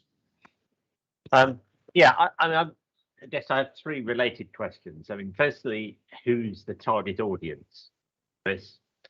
Secondly, what do we know about? Does anyone read it? Do people read it? And I guess the third question is what does it cost to put it together and publish it? Alex. Great, thank you, Councillor Jarvis. Target audience is a very fair question and one that we do pose ourselves each year, and I think the simple answer is that it's trying to cover a number of bases. Some of that is, I think, kind of trying to make sure that we follow best practice in terms of reporting against our annual report, and I suppose that ultimately the overall audience for that is yourselves, as well as those members of the public that may all be interested as well. I also conscious that I'm not naive enough to know that it's probably there's not vast volumes of residents seeking to do that, but nonetheless we do try to make sure that it's as accessible as possible to members of the public. We also know that actually it's also very important for staff members as well, and we do get quite a lot of feedback and interest from staff just to see they are able to understand how the council is also sort of progressing in regards of its corporate plan and how some of the key projects are progressing as well. So I suppose my overall summary is that it's trying to deal with a number of different houses, shall we say, and we do get feedback that people read it. I'm sure it's not a bestseller, but nonetheless I think it hopefully does capture a number of those different bases. In terms of cost, ultimately, I suppose it's delivered primarily through existing resources within the corporate policy team in conjunction with service departments. In terms of the design and the printing of the small run, we're probably looking somewhere between £500 and £1,000 to produce that. Okay, well, we don't have any means of formally assessing how many people look at it. We don't no, we don't do any formal means of doing that, and I suppose that's one thing that we possibly could look at in terms of hits on the website. We can certainly look into that, but I haven't got the figures to hand, I'm afraid. I mean, I do acknowledge it's a useful piece of communication with staff for them to understand what their endeavours may have achieved towards council's overall objectives. But clearly, we need to make sure that it works for the people who are using it. Thanks, Steve. Next hand I've got is Sharon. Thank you, Chair. Just building on Steve's point, sorry, Councillor Jarvis's point, I think it's very easy now to look views on the website. So I hope that Alex can do that, and when we get the report next year, we can be informed of what sort of response we've had on the website to it. And in terms of cost, I'd be very surprised if £500 to £1,000 was an accurate cost if you took into account the amount of time. It's a comprehensive document. If you took into account the amount of officer time that's taken pulling it together, I'd be surprised if that was the cost. But I'll leave that for perhaps we can have when this report comes forward next year, if we could have the cost outlined in the covering report, that would be really helpful. My main point, though, was around that there are glancing references to partnership all through this document, but it reads like an internal document because it doesn't actually talk about where some of that very valuable partnership work has come, and it's developed enormously during the COVID crisis. I think there's been a significant increase in partnership working, both across the county with districts, with business, and with our community and voluntary sector. And I think that's a shame, because I think it misses a trick of saying that, you know, none of this can be achieved without effective and vibrant communication and collaboration. So to me, it reads very much like an internal document saying what the county council's done, but you know, in the areas that I'm particularly interested in around domestic violence and all those sorts of things, I just didn't feel it reflected the extent of partnership working that's necessary to deliver these things. Thank you, Sharon. I'm not quite sure if that warrants a response, Alex. I mean, we understand Sharon's point, but do respond if there's something there that warrants a response. Thank you, Chair, and thank you very much, Councillor Taylor, for your feedback. We certainly can have a look at that. It certainly was our intention to try and bring out a whole range of kind of different flavour around partnership working throughout the report. So certainly take your feedback on board and see if we can sort of do anything to improve that. I suppose, as ever, the challenge we have, and I appreciate that it's still quite a long document as it is how you kind of try and do that in a concise way, but nonetheless kind of a detailed way at the same time. Thanks, Alex. Thank you. Next hand is from Adam Mitchell. Thank you. I was just going to comment on the distribution. I think the balance is about right with the electronic and the very few paper copies. I would just ask, how does somebody who perhaps doesn't have access to the library, or can't travel to the library or a parish council meeting or something, get access to a paper copy for themselves? So it's just a question around that. And also, I think it's a good thing because this sort of affects everybody, insofar as we elect councillors and we pay council tax, and so it's good to know what is happening with that money. I think it's, yes, there are other ways of finding some information about that, but this gives a bit of detail as well, a bit of extra flavour. So I think it's a really good thing. So my question is only about how would an individual get a paper copy without going via another organisation? Thanks. Thank you, Councillor Mitchell. It's a very fair point. Certainly my understanding is, and we'll see if there's other ways we can kind of strengthen that, is that certainly we've had in the past, very occasionally, I must admit, that kind of if we get calls through from through the customer service centre that people can request paper copies, and we will certainly provide them when requested. Thank you. Thanks, Adam. Thank you, Adam. Next hand is from Tim Williams. Thank you very much, Chair. Probably a cheeky comment coming from me now, and probably doesn't warrant a reply back from the officers, but I do like the covering picture of the report. No doubt of Watford residents basically using the Watford Beryl Bike Scheme. Yeah, the Beryl Bike Scheme in Watford is a wonderful transport initiative, which is a Herts County Council responsibility. It's a great sustainability project. It's just a great shame that Herts County Council didn't really contribute to it. So no comment needed. Okay, thank you. In that case, we move straight on to the last hand I've got on my screen, which is John Graham. Chairman, thank you. I'm smiling a little bit at the last comment from Tim, because I think there's a value to this document which we shouldn't miss. It's an opportunity to produce a contemporaneous record of what's happened during the last year. a record that we can put down, and particularly in a year where we've had COVID, we'll probably look back on this in a few years' time and look at all the things that we did for COVID. I think it's an opportunity for management executive in the council just to summarise in one document what they've done during the year. So I think it has value internally as well as the external message. So I think we should applaud it. I think it's a great document, and it's something that we'll probably go in and dip into in future years. Thank you. Thanks very much, John. My wrap up on this would be that it seems to me that this is clearly a document that we should produce. We should be informing our residents of what Hertfordshire County Council is doing. And I also think that we've got the balance. We'll never get it perfectly right, but we've got it more or less right between hard copies and electronic distribution. So I'm going to move to a vote in a second, but before I do, Alex, thank you very much to you and Natalie and all other officers involved for the hard work. We always appreciate it.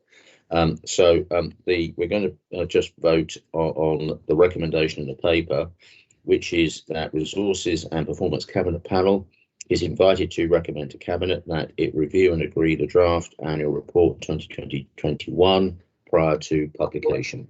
If I could ask you all to vote through chat now, please.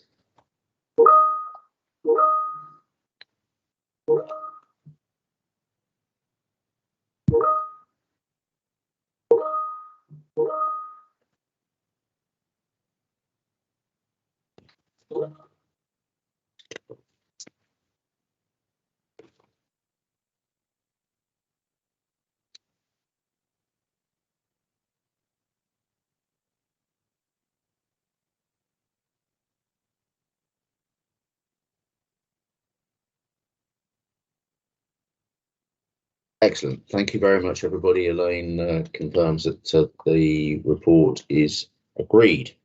So we move on. By my counting, that brings us on to item 7. Is that right? No. Yes, item 7. At least on just one. Sorry, I think my paper is not so numbered the same way as the agenda.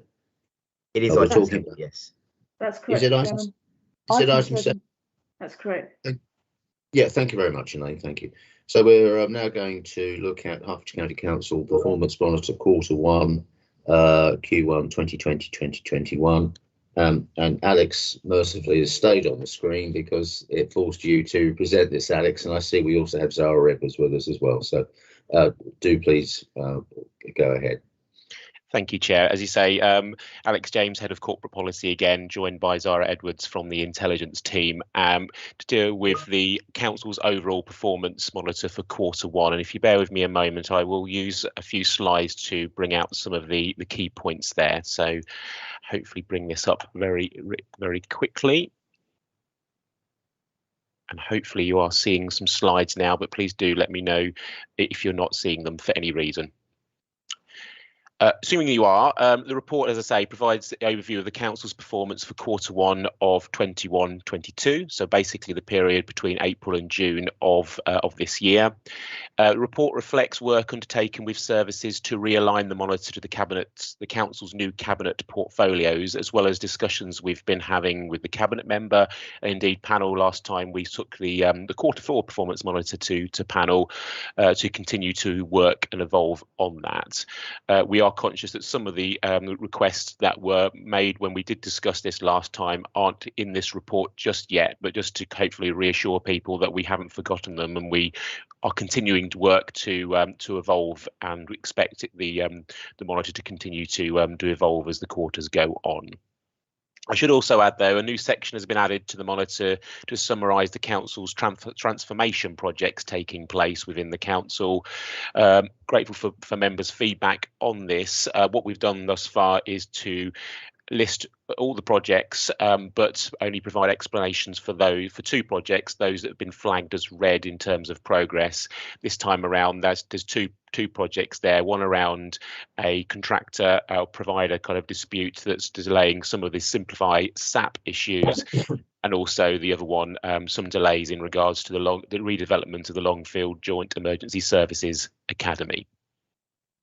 That's the transformation side, and now I'll move on to kind of a few highlights in regards to the different portfolios, starting with adult care, health and well-being. And I think sort of chiming with some of the other sort of previous items you've already discussed, it is clear that adult care continues to experience significant COVID-19 related pressures with larger volumes of new requests for support. In particular, we do highlight the number of referrals to money advice, with June being the highest individual month recorded to date. Overall figures for Q1 are in line with pre-pandemic levels, but clearly there was a spike there which we'll need to continue to monitor. Initial studies also suggest that the pandemic has negatively affected the outcomes of those discharged from hospital into re-enablement services, with affected adults having been less active during the pandemic and indeed receiving less input from formal health services and less community and family contact and support during the lockdowns as well.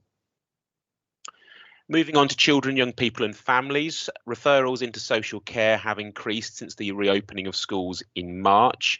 There was also a considerable increase in domestic abuse related referrals from the police in June time as well.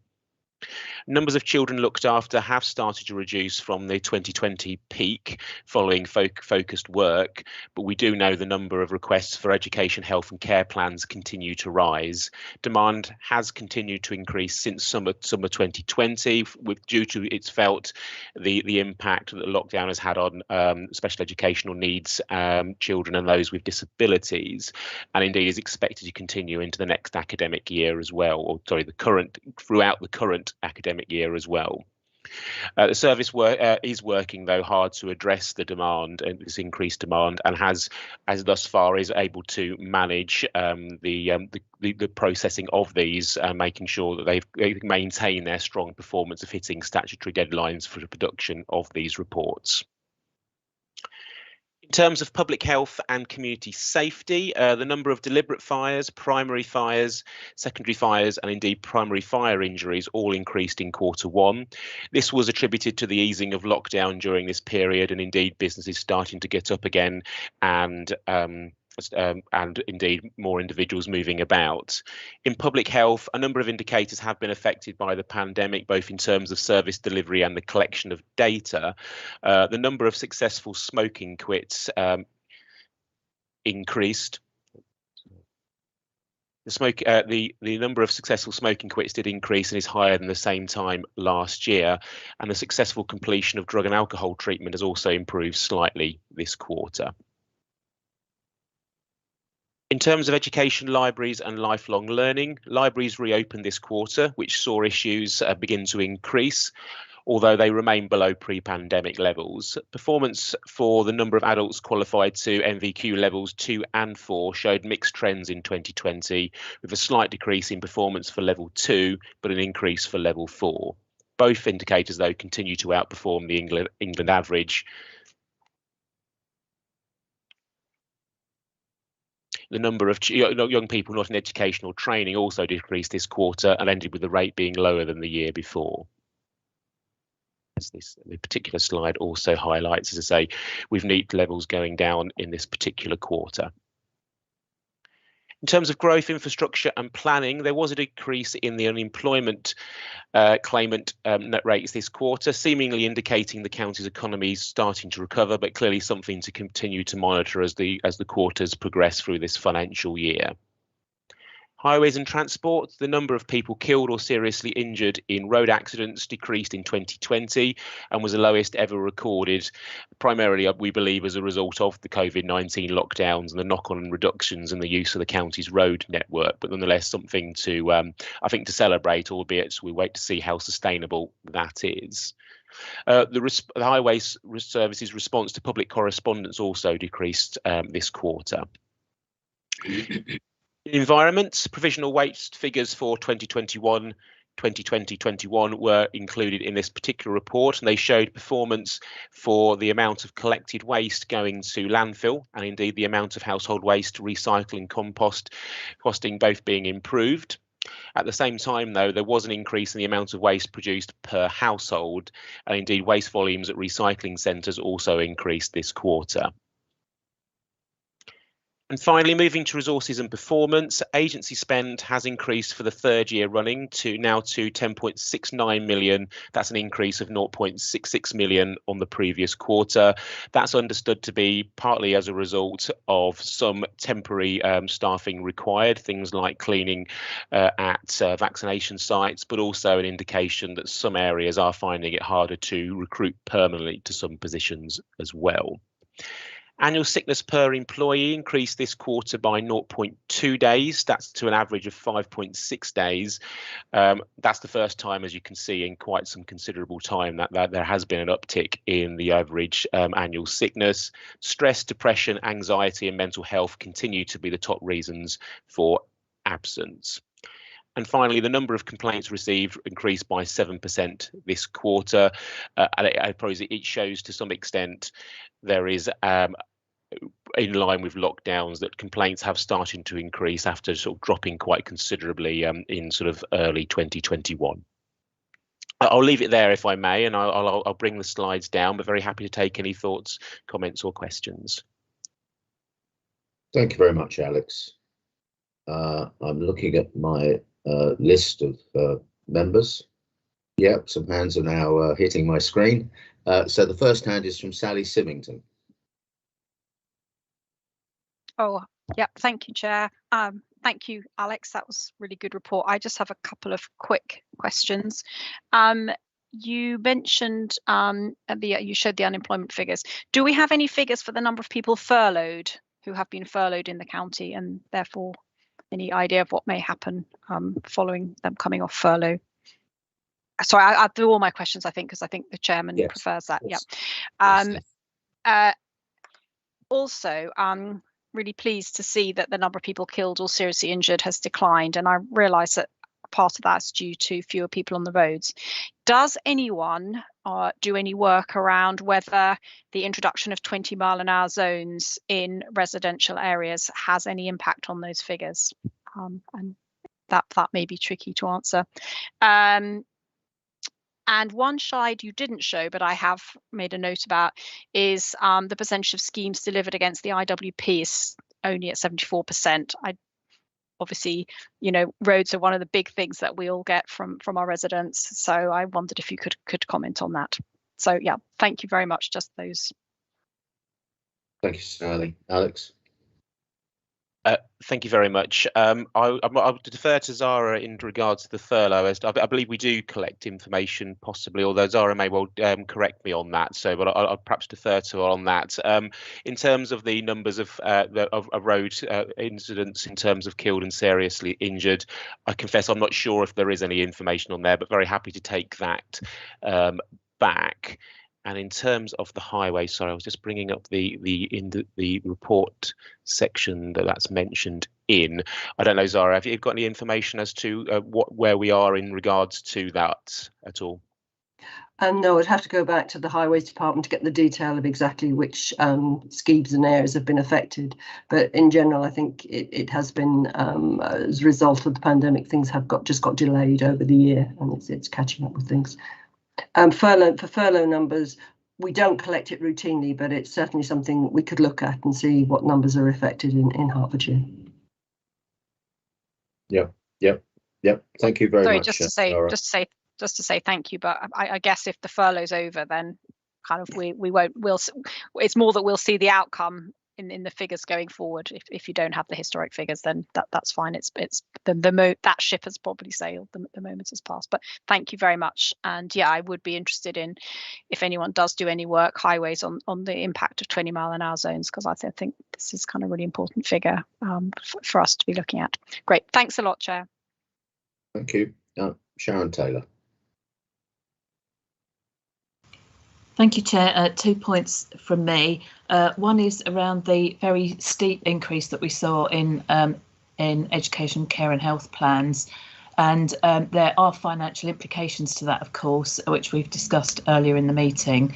And I just wondered if any thought has been given to, I know on audit we have specific reports on areas that are of causes of concern, and I wondered if any thought had been given to having a report back to this committee on the that area in particular, which is going to be continue to be a pressure on resources. It's a very steep increase, and I know it's dealing with it is to do with the Children's Services Panel, rightly so, but perhaps a joint report could be written to Children's Services and this panel, because we need to understand the financial implications of that.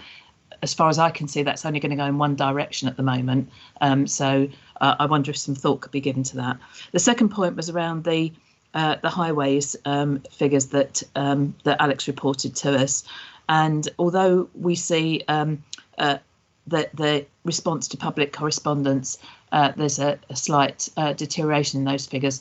I'm much more interested in whether we record the satisfaction with the response, because we still get too many highways queries get closed, and people are writing to me about it fairly frequently, that their highways queries got closed without the issue actually being resolved, and they don't know where it goes next after that. So do we look at customer satisfaction in terms of those highways queries? Similarly, with customer service centre, there's been a slight reduction in performance there. I think that's common to most organisations through COVID. But is that due to the delays in getting calls through to people working from home? Thank you, Chair. Thank you very much, Sharon. Alex, do you want to have a first shot at that? Yes, thank you very much. So in terms of the EHCP plans, as you say, a real increase there, and I'm sure, and as we've already heard, kind of a significant financial pressure there. Very happy to take it back to Children's Services colleagues to see what we can sort of what would be appropriate to bring to whichever panel at the appropriate time. So happy to be guided on that, but certainly happy to take that back and see what's possible. Likewise, I must confess I don't know where we are in terms of satisfaction in response to highways, but once again, happy to take that away. And then thirdly, sorry, please remind me what the third. CSC, Customer Services Centre. Oh yes, apologies. So yes, that's. And they sort of sometimes merge into one, don't they? That's covered in the R&P portfolio monitors, which but I'm very happy to mention that now. That's fine. In the sense that yes, there are delays there, and as you'll find in the R&P monitor, that the average call waiting time wasn't hit in Q1. I understand that has been improving in Q2, but nonetheless, that's what's reported in Q1.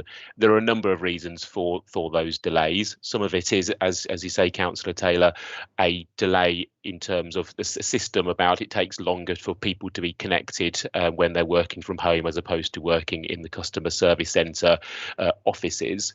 I also understand in terms of Q1, there was quite a lot more kind of unusual call pattern, shall we say, with the easing of lockdown. There were a lot more queries, but I also understand that there are some issues in terms of recruitment and retention there, which I think they've been seeking to try and resolve. But nonetheless, all of that kind of deals to possibly not a perfect storm, but nonetheless explains why there are kind of some delays or reductions in the meeting the target of the average call waiting time.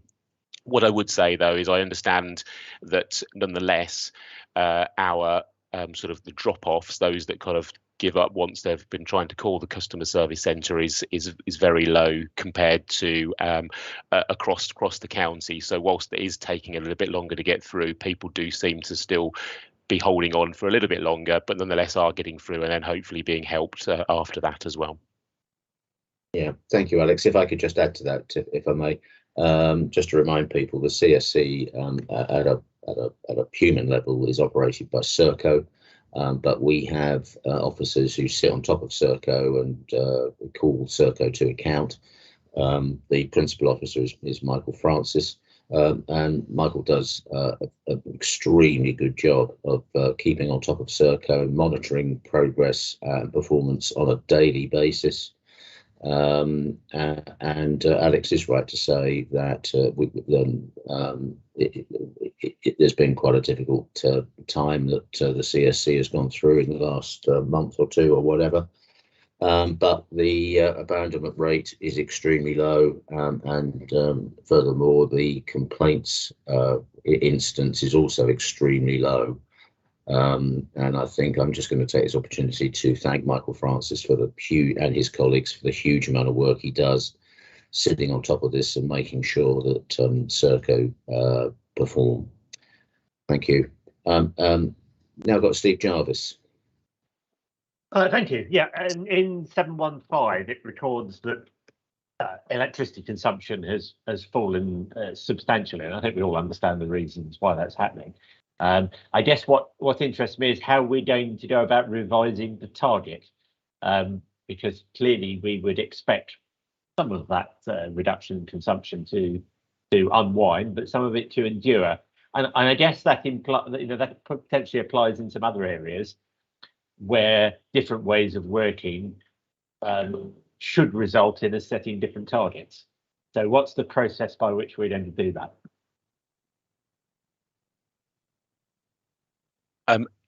So I'll have a first crack at answering this if I may, but in terms of Zara, hand over to Zara in terms of the process that we follow in terms of all the kind of reviewing of different targets.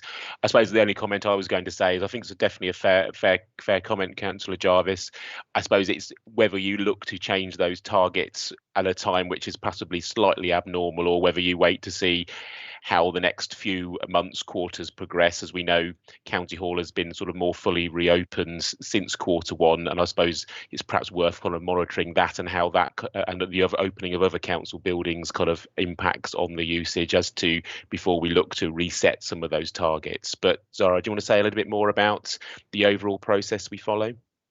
Yes, as we go around to the services and collect the data where targets look sort of off performance, we do actually challenge back and say, is that target appropriate, to try and make the targets realistic for what is being measured.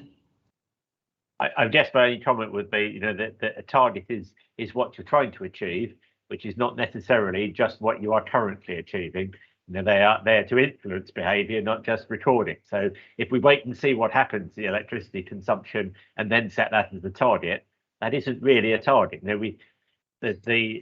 Many of the things we're doing want to use these targets to change behaviour rather than just record them, don't they? Agreed. I mean, the target, particularly for electricity, there was set. That's information there is a quarter behind, so it is for the previous year. That target was set sort of 18 months ago. So situations have changed, and we'll be certainly sort of talking with the service about what targets they're setting going forwards now. Yeah, thank you. Thank you, Steve. Thank you, Zara. Okay. I can't see any more hands showing on my screen. I'm just going to come back, if I may, to the point made by Sharon about 5 minutes ago in relation to children's. I'm just going to endorse what Alex has said. We will convey those comments back to children's. Obviously, as you know very well, Sharon, there is liaison. We don't work as in a vacuum. There is liaison between children's spending and resources. There is the IP program. I appreciate you know all this, but we will certainly feed your comments back to children's. Thank you. All right. Okay. So we move to a vote.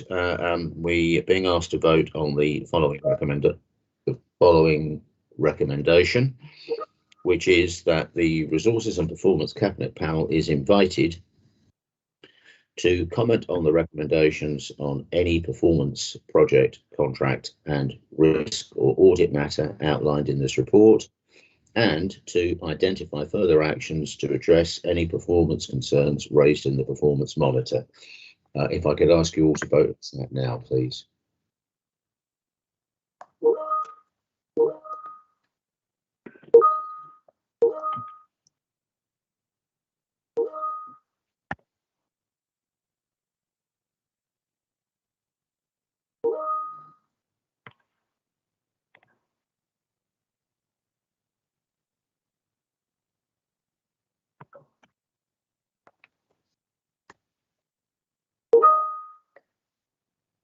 Okay, very good. Thank you, everyone, very much indeed. That's agreed.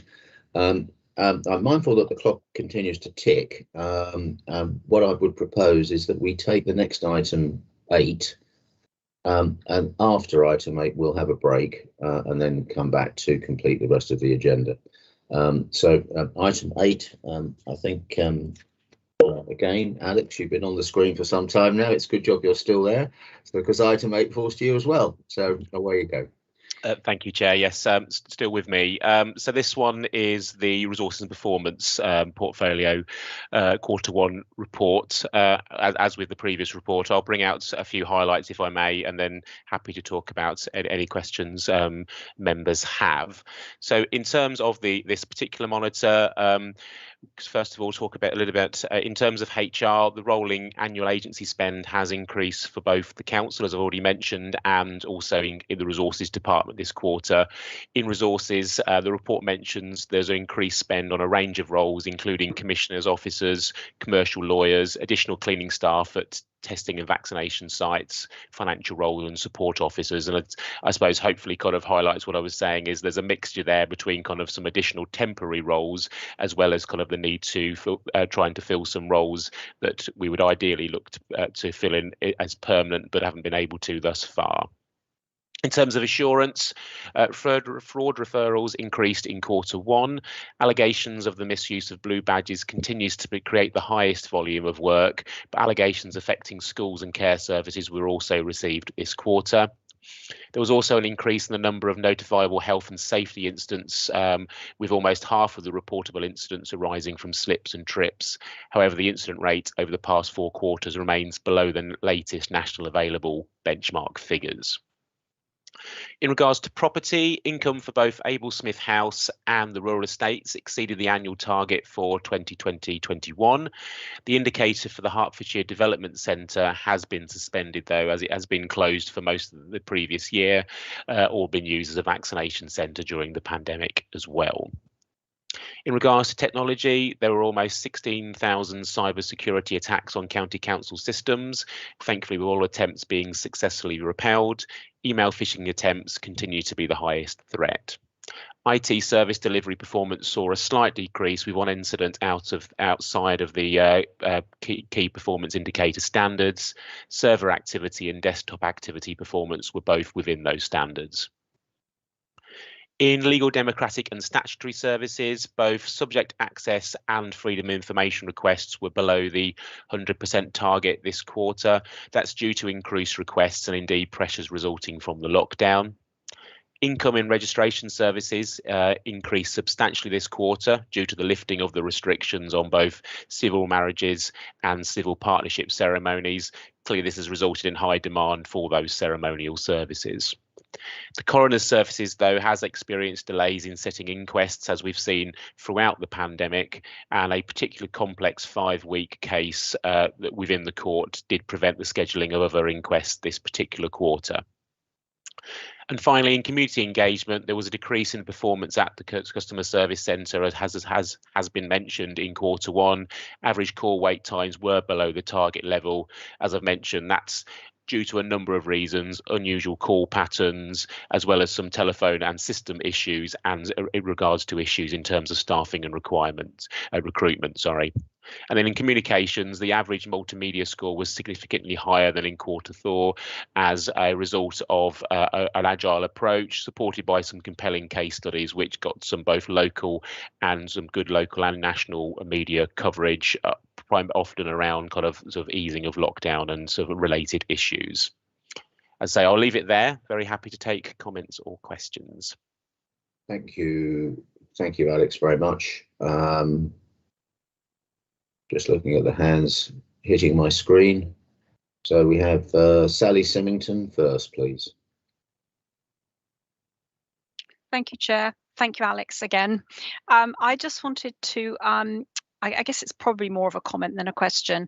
The 6.15% of subject access requests not receiving a full response within 30 calendar days. Also the FOIs, I think it says there's a high level.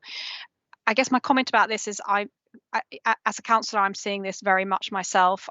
Very high levels of contact from residents, high levels coming through me, and I think this is probably part of the same thing. People have been at home for 18 months, plenty of time to assess their services and find reasons maybe to believe they might be delivered differently or better. So I guess what I'm saying is I understand the pressure on officers at your end to not necessarily be able to respond and it talks about the complexity as well. I think some of these issues are complex. As I said, certainly I'm seeing them. I'm talking to other council colleagues, other members. I think they're seeing them too. So I guess it's to note that, but also to think that actually, the pressures on all of us on both sides of it, and how do we tackle that? I don't expect you to answer that question, but I do think that as a council, we do need to be thinking about how we move forward, how we interact with residents, and how we respond to these pressures. So useful statistics, but there's not one that measures us as members and what we have, but I'm saying that it's very much aligned with what I'm finding. So thank you, Chair. As I said, it wasn't really so much of a question as a comment, but I think it does raise longer term issues for all of us. Thank you, Sally, and I'll just reinforce there to Alex and Zara that no response, I think, is required, but the point's made.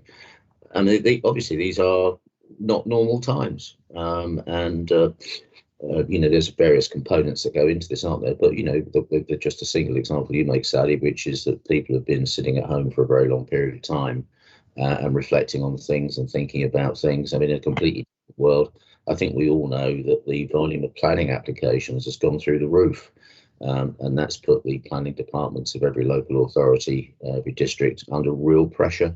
There are no end of things like this. I think working back to the customer service centre, one of the things that's happened is that now that lockdown is beginning or kind of easing, that maybe some of the people that were working at the CSC feel that they can be brave enough to maybe look to change their job or whatever it might be. So there's a number of things like this. But point well made. So thank you. My next hand is Councillor Sharon Taylor. Thank you, Chair. And I want to ask about something that's not actually in the report rather than something that is. I understand that the leader of the council has decided that we won't have member advisory groups anymore, which is his decision to take, of course. But it's where the information around Hearts Living Limited, I know there is a separate board that monitors the activity, but the financial performance of Hearts Living is quite critical to the finances of this council. And I don't know if any thought's been given. Presumably the work of Hearts Living will be monitored through the GRIP or GRIPE panel, but the implications to the council's, there are significant implications to the council's finances. And I wondered to whether HLL is successful or not. And I wondered if that could be the subject of some performance indicators that come before this panel so that we can keep a track of whether it is delivering against the objectives that have been set for it by the council. Thank you, Chair. Yeah, thank you, Sharon. Scott's obviously come onto the screen, so I'll let Scott speak in a second. But HLL is an important part of the overall matrix of what the council does. Insofar as it falls inside the property aspect, it would normally report to this panel. But there are, as with so many things in the council, there are different bits of the council that have an interest in what HLL is doing. Yes, there will be continued reporting. I would expect it will primarily come into this panel, but let's see what Scott's got to say.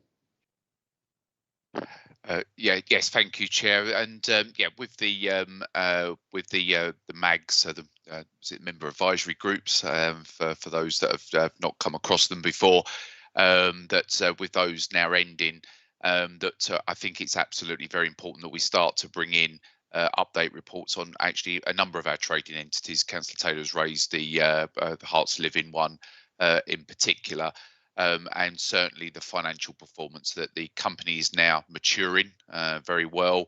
It's starting to now deliver properties on the ground, which is now making the return that we are hoping for. However, there is a business plan that is in place for HLL. I think they're just in the process of adopting that within their board, and that would provide us with a very clear measurable in terms of what they were expecting to deliver financially for us, and then for this panel then to be able to effectively scrutinise that and challenge that going forwards as well. So yes, Chair, I would say that all the key information and documents are now in place for us to be able to do that, and I think now it's coincide with the ending of the MAGs that we could usefully now programme those updates to come into certainly on the financial aspects of that, as Councillor Taylor has said, into this board. Yeah, thank you very much, Scott. Thank you, Scott. If I might just add, HLL I think is now getting into its stride, and I don't know, about a month ago I made a visit to a development in Wormley. I suspect most, if not every member of this panel is aware of this. We have an old school site, which obviously therefore is part of our property estate, and we are developing on that site an adult care home, which will accommodate 77 people, which obviously is fantastic. But the other half of the site is being developed by HLL, so it represents fantastic utilisation of a county council property asset, and kind of half of that will go to benefit adults, and the other half hopefully will deliver a financial return to the council through HLL's development of a number of houses on, as it were, the other half of that piece of property. So it's coming into its stride, and yes, we clearly must have reporting coming through the system. Tim Williams, I see your hand up. Yeah, thank you, Bob. Yeah, just a question. I know I could have raised it under the last item, or I could even raise it into the next item under HR. But just coming back on the agency spend, I appreciate Alex basically highlighted about the sort of the COVID requirements, extra cleaning of the sort of COVID centres. There are staffing issues that perhaps needs contract staff or actual agency staff. But yeah, I've got my particular concerns mainly over the high expenditure in the adult care services and the children's services areas. Of course, we always need to be covered in those areas, but I also appreciate the right qualities and the right qualifications, and those staffing are expensive. So just making sure if we've got those under control. I don't know if Alex, you're very welcome to answer, or Scott's still with us if Scott wants to come in, as the two of you prefer. Chairman, I'm very happy just to say you are right that in the sense that there are sort of probably it's a multifaceted kind of reason why agency spend is going up. Some of it, as Councillor Williams mentions, is in regards to kind of those temporary posts, but is also about sort of filling out some of those kind of posts if in children's and adults, which they're finding hard to recruit on a permanent basis, and making sure that those are filled to ensure that services are run in the appropriate way. I do know from a HR perspective that there are some joint campaigns with other partners across Hertfordshire to try and recruit more individuals into those posts on a permanent basis, but clearly part of the reason why agency spend is going up is just to make sure those gaps are filled whilst they're trying to do that. Yeah, Scott, I named you there. I don't know if you want to come in and comment as well. All really to add, to be honest, I think we do need to take the issue away of the challenge that Councillor Williams has raised there. But the general point, I think we've got to disaggregate. You know, the last year has been a very sort of difficult year to be able to make many sort of future forecasts on. You know, the council absolutely is looking to get its interim consultancy and agency spend down, as most councils obviously are, but at the moment we've had a big overlay of COVID response interim and agency staff that have been necessary, you know, from surge testing through to testing sites and etc. So all of that is in the mix of agency staff that we've used. But going forward, I think we need to go drill a little bit further, particularly in the ACS and children's services departments, to see if we're starting to make some inroads into weaning ourselves off of that level of support that's needed from the other markets. Yeah, I'd just like to add there that the stat on agency spend is quite an important stat. It's quite an informative stat. I think it's very, very good that we track it as carefully as we do. I'm not so sure actually that other councils do track that piece of information as carefully as we do. My sense, as I've already said, is that now that lockdown is easing, people are feeling a bit more confident about maybe changing job or whatever, which therefore gives rise to recruitment needs. And I think it's also in the adult care context, it's right that we should remind ourselves that not that long ago we took some steps to give some support to external care providers in paying an enhanced wage to at least some of their care workers. So, you know, there have been some things that we've been able to do, and as Scott says, we'll obviously keep it under careful observation going forward. All right, okay, so I'm not seeing any more hands on my screen. So this is item 8, and I'm going to call for a vote on the recommendation in the paper, which is as follows. The Resources and Performance Cabinet panel is invited to comment on the recommendations on any performance, project, contract and risk or audit matter outlined in this report, and to identify further actions to address any performance concerns raised in the performance monitor. If all those of you who are happy with that could now vote, I would be grateful, please.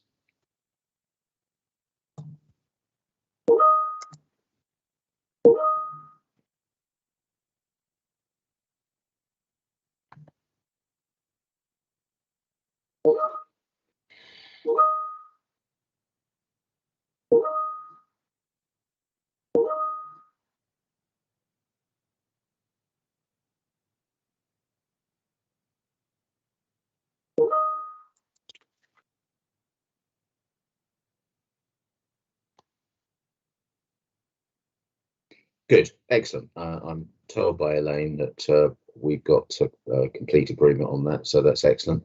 As I said, I think it's now time for a break. According to my computer screen, the time now is 9 minutes past 12. So if we take 11 minutes, that will mean that we're all back at 20 past 12, please. So can everybody come back for 20 past 12? Thank you all very much.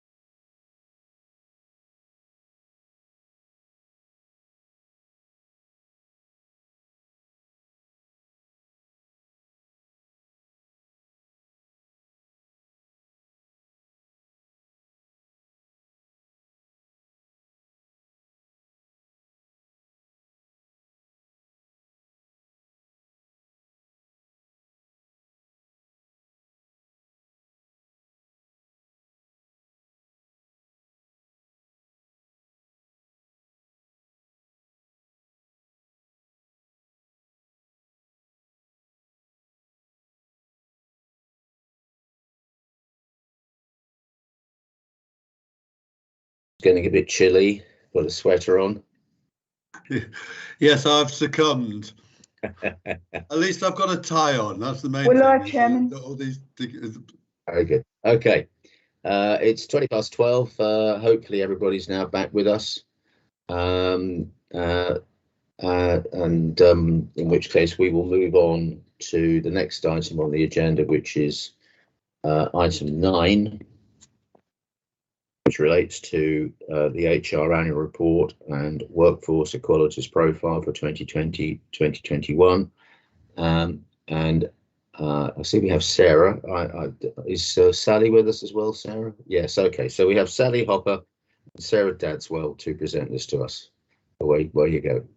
So thank you, Chairman. So these two reports are a statutory requirement for us to present every year. So I'm very pleased to bring in Sarah Dadswell, who's the author of the reports, and she's working on the basis that you've read the reports, but she will take a few moments just to highlight some key information from those two reports. So thank you, Chairman, and I'll hand over to Sarah.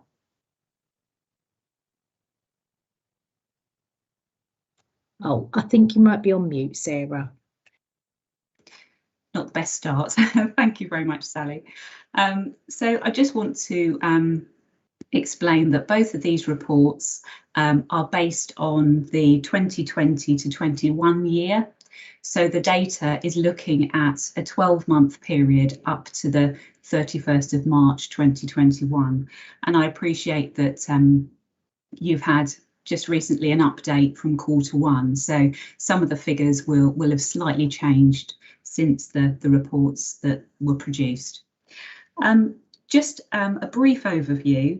The HR annual report is our overview of the work of the HR department over the 12 months, 2020 to 21.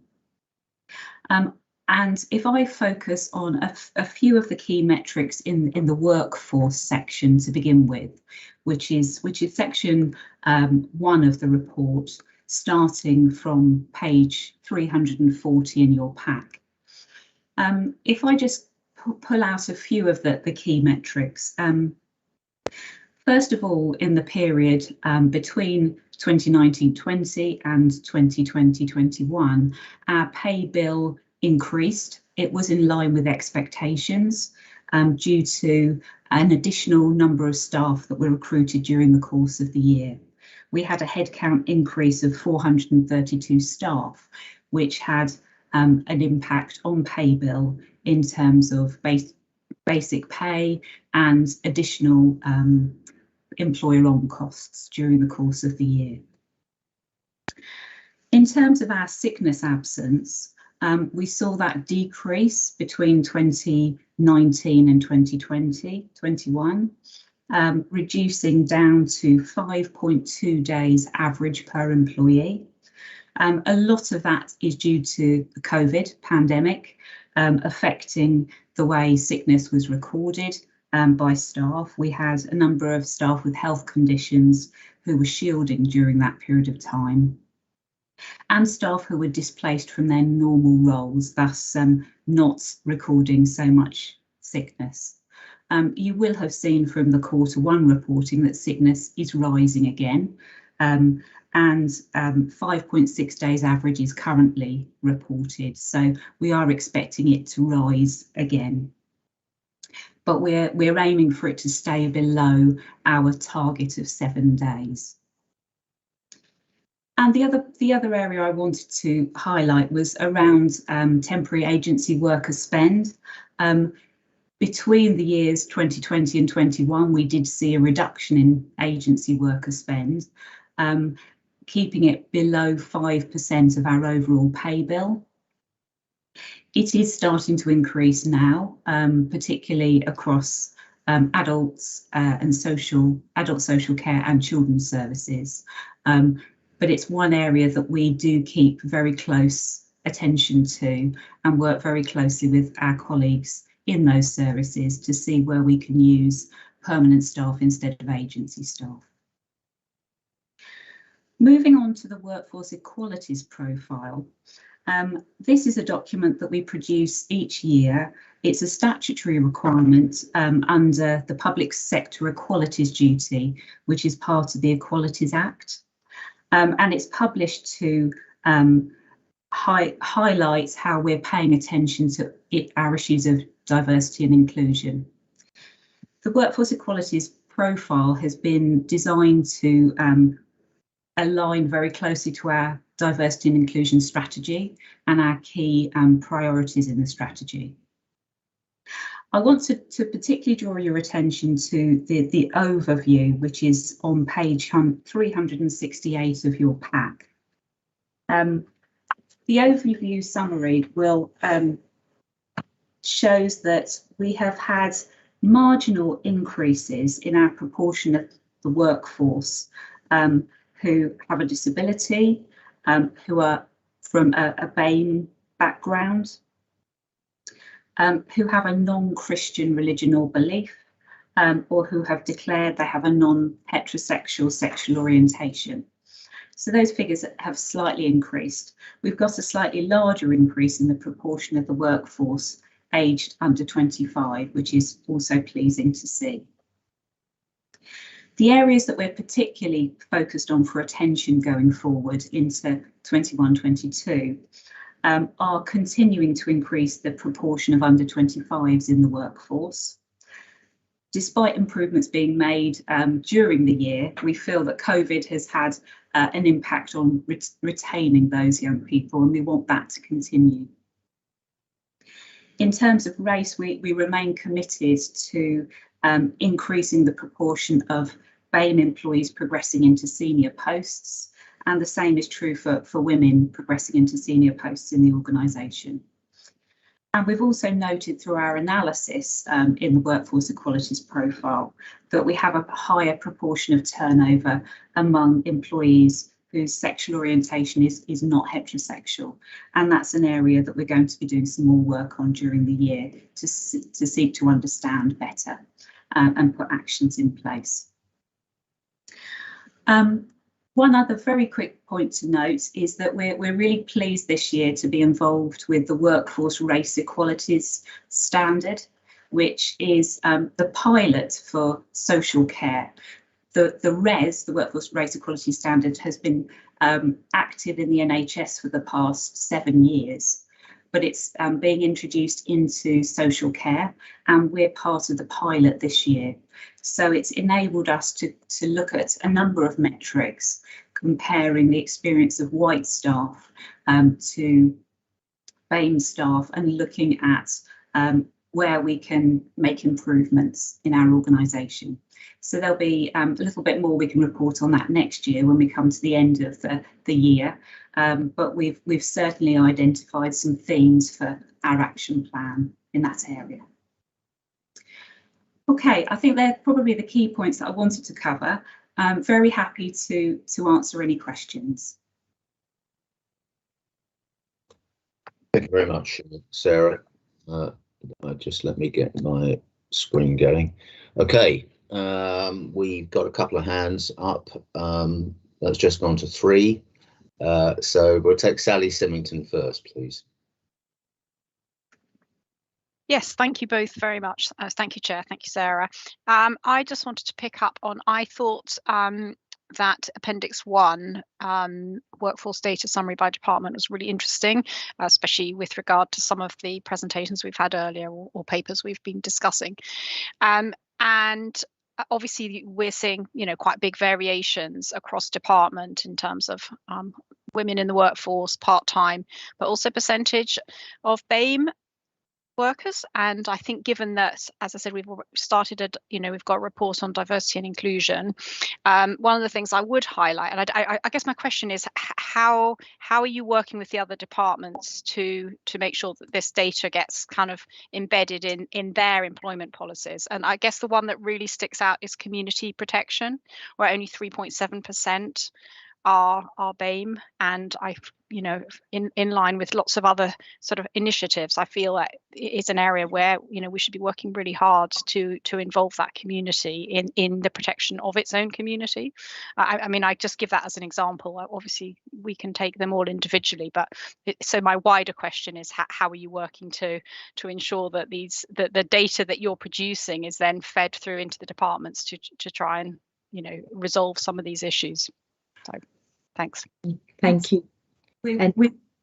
Go for it, Sarah. Shall I start off by we've produced a diversity and inclusion dashboard, which we update on a quarterly basis, and that it's similar to what we've included in Appendix 1, which looks at our key strategies, including increasing BAME staff across senior posts, but it also includes a quarterly figure for the percentage of BAME staff across the organisation by department. So we are encouraged. We've made that available via the intranet for all staff and managers to be aware of, and we've linked in very closely with our diversity and inclusion boards.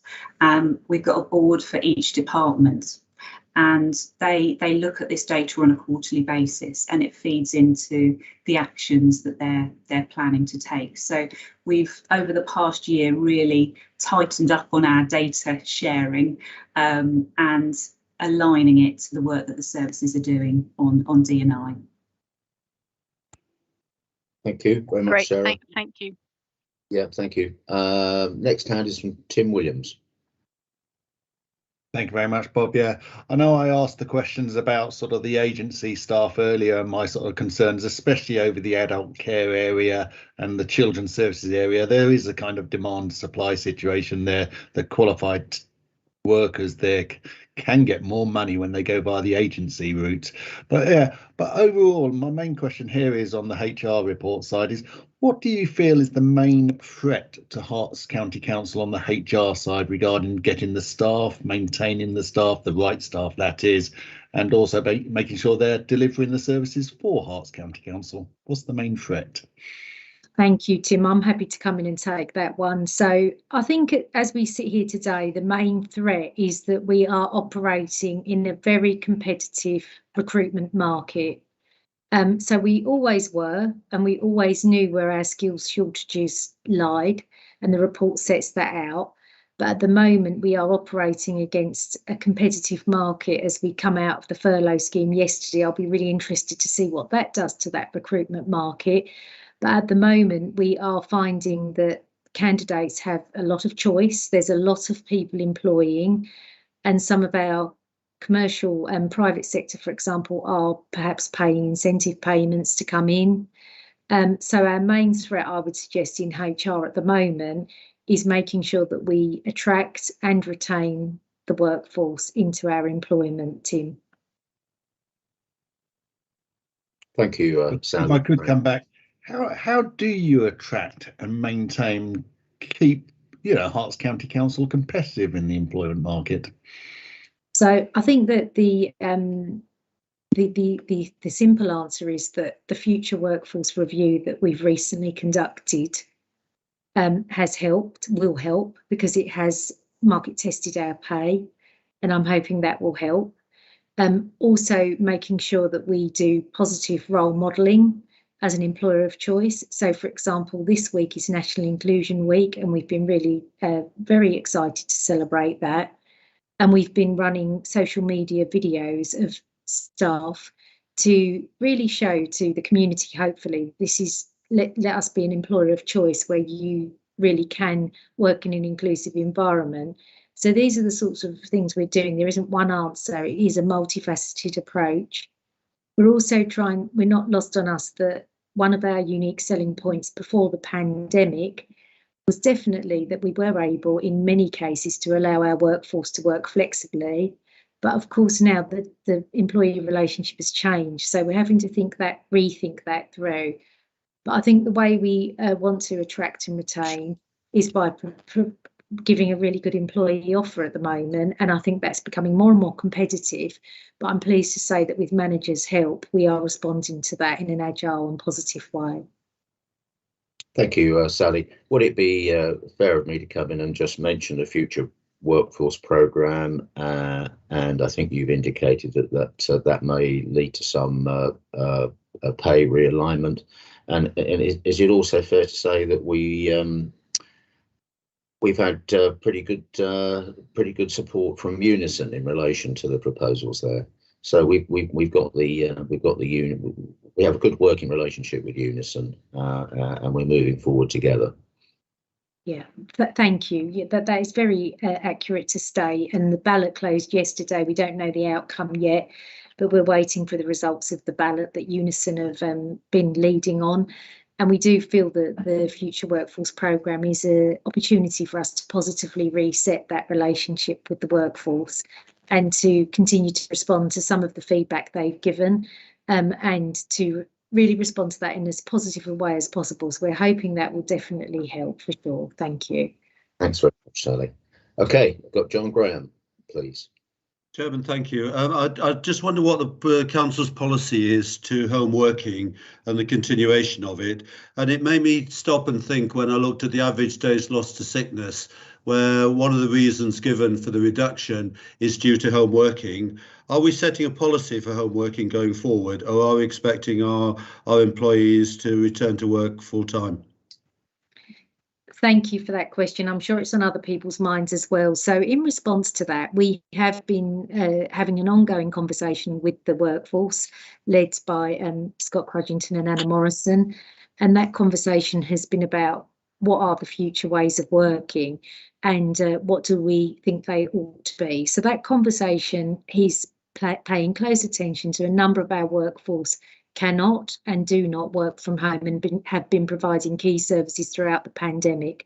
So I wanted to recognise that segment of our workforce before I jump into those many roles where people are able to work in a more flexible way. And when we spoke to our workforce, over 80% of them said that it was very important to them that they were able to continue to work in what's known as a hybrid fashion. That being some work done in the office location or work location and some done remotely, predominantly in the home environment. So we had to listen to that. Why did we have to listen to that? Because the point I've just made about being an attractive employer, this becomes a very important part of remaining attractive in the workplace, allowing staff to work in this hybrid fashion. So we have got a whole new ways of working guide that's been co-created by the workforce and services, and that's available to all of our staff.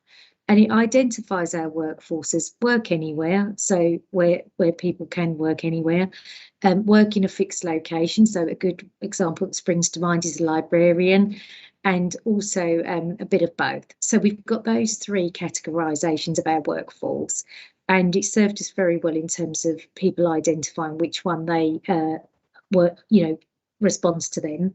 And we launched this from Monday, so it's very fresh off the press, this new way of working. Of course, we have been slightly waiting to see how will it unfold. We don't know yet. Like many employers over the country, I think we're waiting to keep very close monitoring. But I think what we are sure of is that we must listen to our workforce and continue to be that employer of choice. And in being that employer of choice, this new hybrid way of working is a key part of that offer.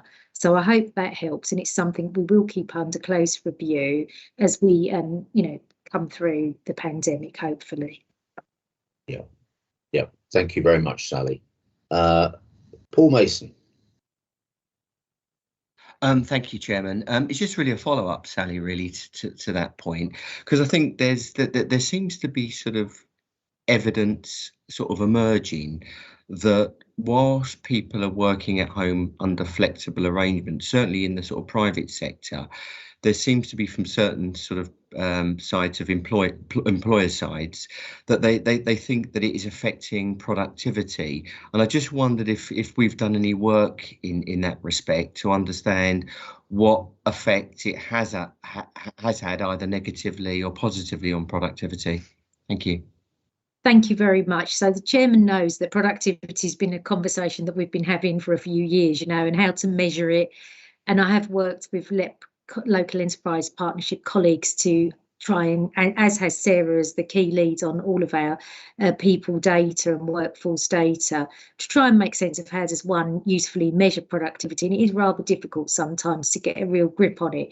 But what I can say is our research is showing nationally that workforce are off working longer in this new arrangement. So perhaps giving over some of their commuting time to start earlier.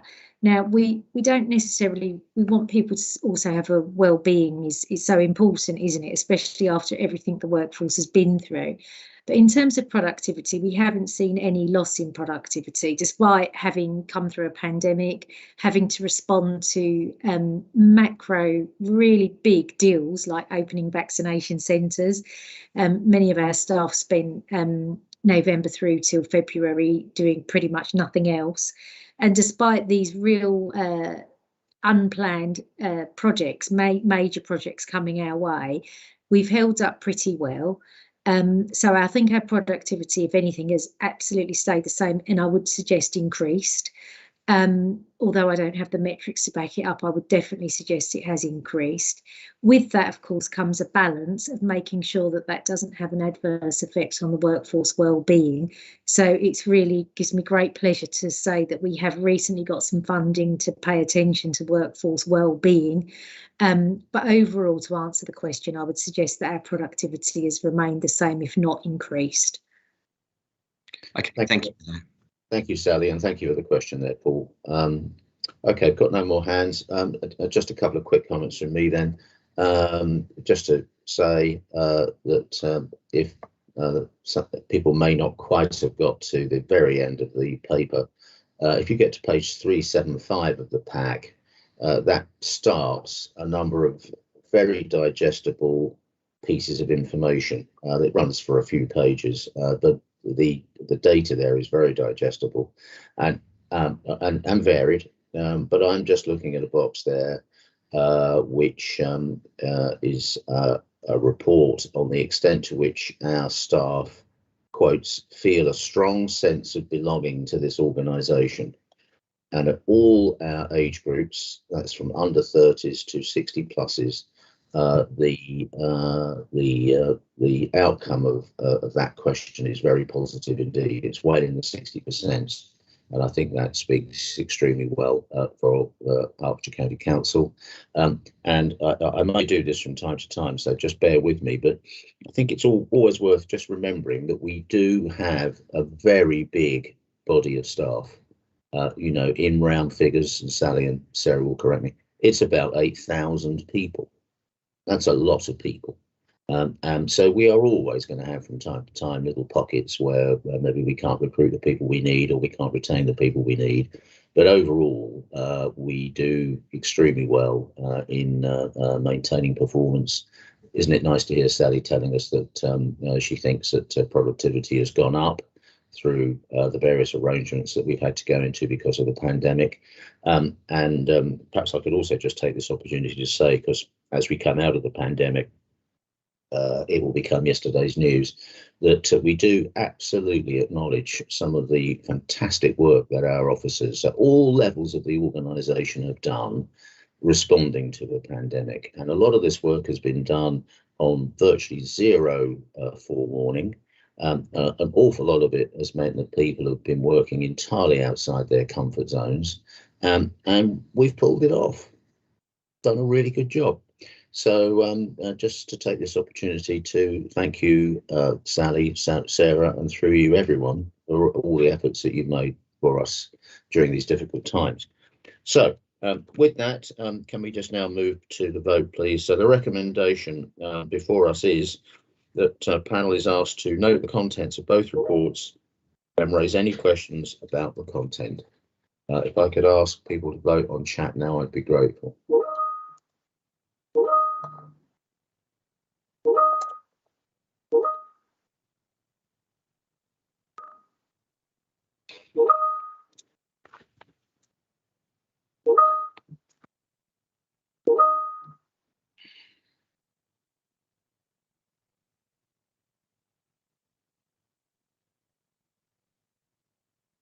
Yeah, we're there. Okay, very good. So we got, I think, the unanimous noting or agreement of all that. Thank you, Sarah. Thank you, Sally, for coming along today and all the good work you do. We'll see you next time. Bye-bye. Thank you. Thank you very much. Thank Bye. you. Okay, so now we move into item 10. This will be presented to us by Alex James, and this is in relation to the United Kingdom's new relationship with the European Union update report. Thank you very much, Chair. So, as you say, it's an update paper, I suppose, on the implications and effects of, when we're using the short-term terms, Brexit. It's the next in the series of these sort of papers which panels received on this topic over the last, I'd say, 3 or 4 years, I suppose. Indeed, this report is a second update following an earlier panel paper in February, since the UK left the EU and the single market at the end of last year, and of course the new trade and cooperation agreement has been signed. And I suppose what the overall kind of sort of point I've sought to make in the report is, clearly there's as ever a lot of discussion on this issue and potentially related issues, but I think it still feels that it remains too early to start to properly gauge the impact of Brexit as of yet, whether that's due to the data lag or perhaps also the more significantly the potential masking effect that COVID and other international developments, such as even the knock-on effect from the Suez Canal incident, are having on all sort of related issues as well. So at the time of writing this report, we did include the LEPS feedback that Hertfordshire businesses were anecdotally reporting rising costs, material shortages and recruitment issues, and clearly some of those issues have been playing themselves out in the news recently, and I suppose still as we speak, not least clearly the record number of job vacancies across the country, and of course kind of shortage of kind of skilled areas like HGV drivers. I suppose where we would say is these are clearly complex, multifaceted issues, and it's hard to say at the moment how much of what is being seen is due to Brexit as opposed to other factors. And I suppose inevitably there's going to be a combination of all of those things with a lot of these.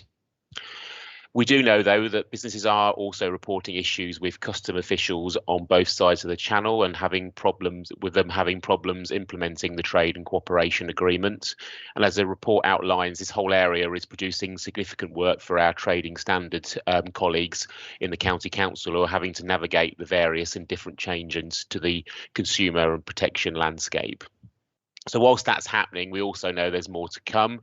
It has recently been announced that the full border checks on goods entering Great Britain from the EU will now not commence until January 2023, as opposed to January 2022, as was previously expected. At this point, we do, trading standards colleagues do expect, anticipate a significant increase on referrals about consignments of products destined for addresses in Hertfordshire, along with delays for business in receiving these items when that new system goes live, but clearly that's going to be a while now. The other area I wanted to highlight, and clearly is covered in the report, was the issue of workforce and immigration. The deadline for applications for those who are wishing to apply for either settled or pre-settled status through the EU settlement scheme has now closed, but late applications, I understand, are still being accepted in certain circumstances. It remains, I suppose, to be seen how many people have, for whatever reason, chosen not to register through this scheme, but have chosen to remain in the UK.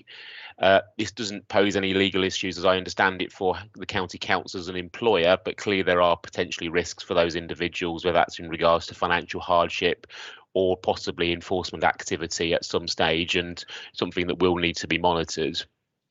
But we do know the new points-based immigration system is now in place, and as the report mentions, it does, whatever the pros and cons of it are, a greater level of complexity and cost for employers, and certainly for the county council. A key risk for all of this is our inability to for foreign residential and daycare workers to gain any points for their work. We've obviously touched on across a number of items at panel today about kind of the issues about recruitment and retention, and certainly in terms of care, the new immigration system don't gain points for that work, which potentially does have a significant effect on the care sector in the county, and clearly needs to be factored into the whole range of efforts and initiatives that are being taken to make sure that we respond to that overall issue.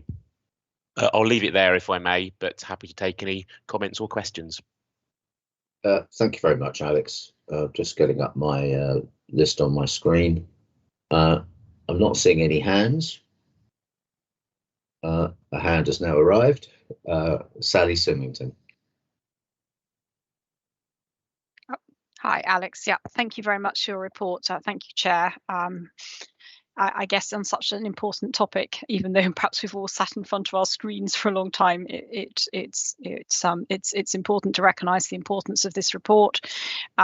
You refer to data not being available and it taking time for lots of these things to come out, and I think it's really worthwhile that we continue to monitor it.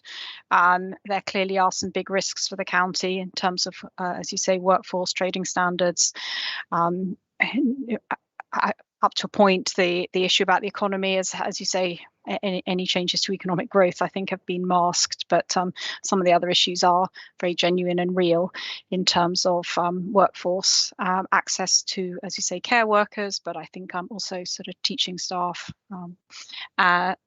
and many others. So as I said, I wanted to thank you for the report and to say that I think it is important that we carry on monitoring it.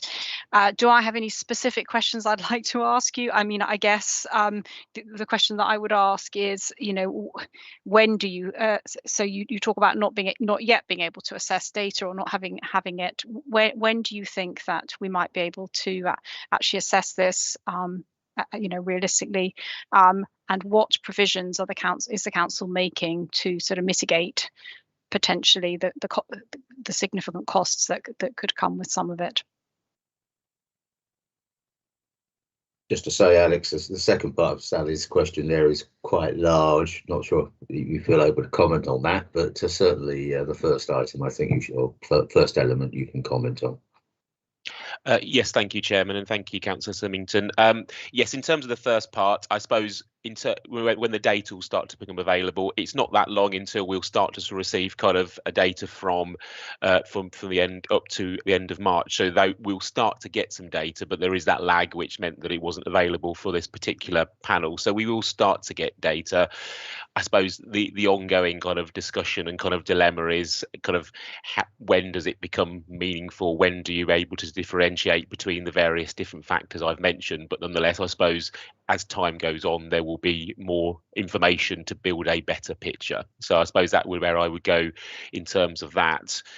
The report, in terms of mitigating those kind of issues, we are maintaining a risk register in terms of some of those kind of key issues we see from Brexit. Some of them are perhaps dissipating a little bit. Others clearly are still live. And whilst hopefully that risk register and its update provides you with some of the ideas about how we're responding to that. I suppose more broadly, though, as you've indicated in your question, it's a very broad issue, and I think it's one that we will need to continue to keep to monitor, understanding the impacts and responding. But I suppose as we go along, it will be that, you know, recruitment and retention issues will be recruitment and retention issues, whatever the factors are, if you see what I'm saying. So ultimately, the response will be the same, whatever the reasons are that's causing them. Yeah, thank you, Alex. And I think I would say, maybe being slightly presumptuous on behalf of the panel, is that, as always, we appreciate the report. You know, as every year ticks around, it's another year further down the road. We are where we are. Issues affect the totality of the organisation's operation, and whether they're underneath it all attributable to Brexit or not. We will be in a we are where we are situation, won't we? And we will have to deal with whatever we have to deal with. Sharon Taylor put her hand up. Yeah, thank you, Chair. First of all, I agree.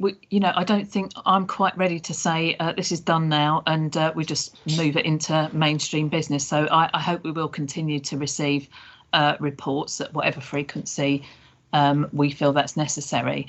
The other thing that's really key now is that the I'm not sure what we've had a lot of talk about Shared Prosperity Fund, which is, you know, fundamental to part of the Brexit argument was that we'd have this Shared Prosperity Fund, which would be shared around somehow through local authorities. I think local authorities is what the latest thinking is, rather than LEPs, and how that's managed and how that impacts on us and what we're going to do. We have got levelling up bids that have gone in through Hertfordshire, so there will be an impact of those. And I just think, you know, they could be, those things could be very critical, obviously, for absolutely committed Remainers like me. You know, I'm sort of, I want to see that we don't have a net loss through this, and that we are actually getting some financial gain from what's been a very painful process for this country. And I do hope that we can continue to keep an eye on that and the Shared Prosperity Fund, and look at the impact that those funds are going to make on Hertfordshire. And I appreciate we're never going to be front of the queue for anything called levelling up, but it's really vital in divisions like mine, which are among the poorest communities in the country, that we don't lose sight of the fact that even in a county like Hertfordshire, there are pockets of deprivation that need to benefit from that shared prosperity funding. So this is, you know, it's about the council's finances as well, and about how we fund some of our key project work. We've talked a lot today about things that are going on in the county. So I don't think we can afford to say yet, you know, Brexit's done, let's move on. Thank you, Sharon. I'm just looking at, I don't see any other hands, so I'm going to move to the vote. So we're asked to vote on this recommendation, which is, panel is asked to note the actions that are being taken by the County Council in response to the UK's exit from the EU. If I could ask you please through chat to vote on that, please.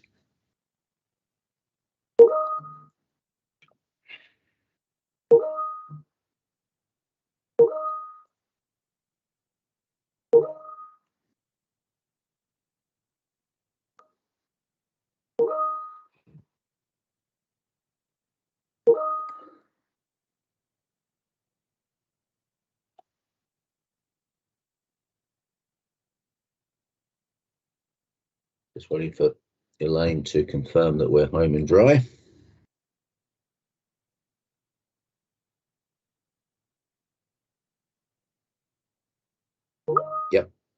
Yep, we're there. Okay, that's very good. So, Alex, I think that's your final item for the day.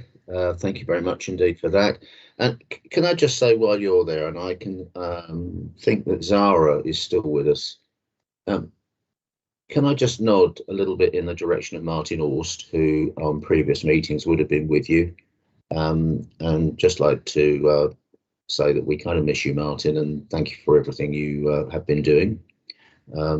Just didn't want to let that moment pass, so thank you very much. So we now move on then to item 11 as final item on the agenda. This is in relation to the County Council Sustainability Action Plan, and this will be presented by Sass Pledger. Thank you, Chairman. I'll just share the presentation if I may. Of course, thank you. Oh, excuse me 1 second.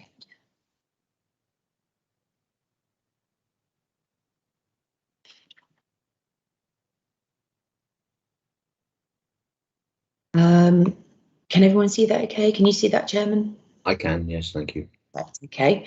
So I'm going to be providing you with an update on the work that Resources Department have been doing in connection to the sustainable work streams from the Sustainable Hertfordshire Strategy.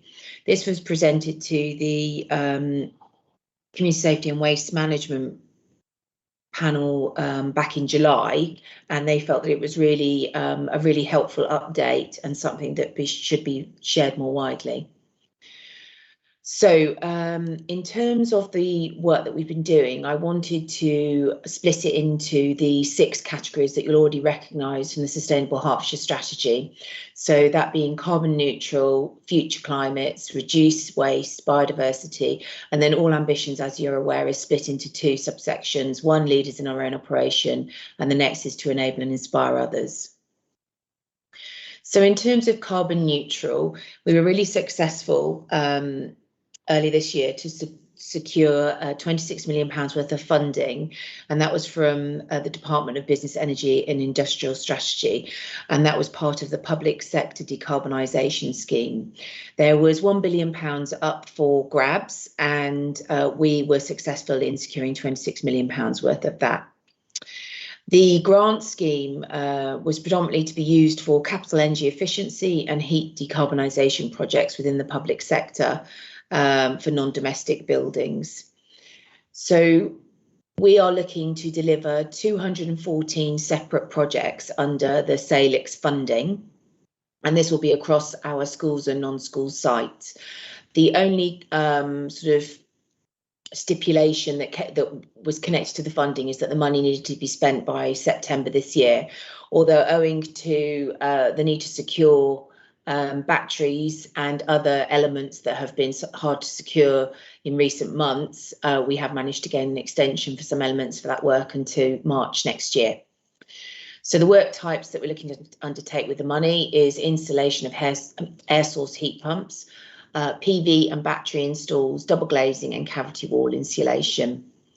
Recently, we were also successful in securing £260,000 of low carbon skills funding, and that's to provide support to deliver the heat decarbonisation plans across 312 school sites. Continuing the carbon neutral, we're looking at our first net carbon neutral school, but as part of the existing schools estate, we're looking at 10 pilot schools, and this is to look to fit heating, electrification. 3 of those will be SEND schools, and 1 school we're looking at a fabric first approach, and phase 1 of that project's been completed.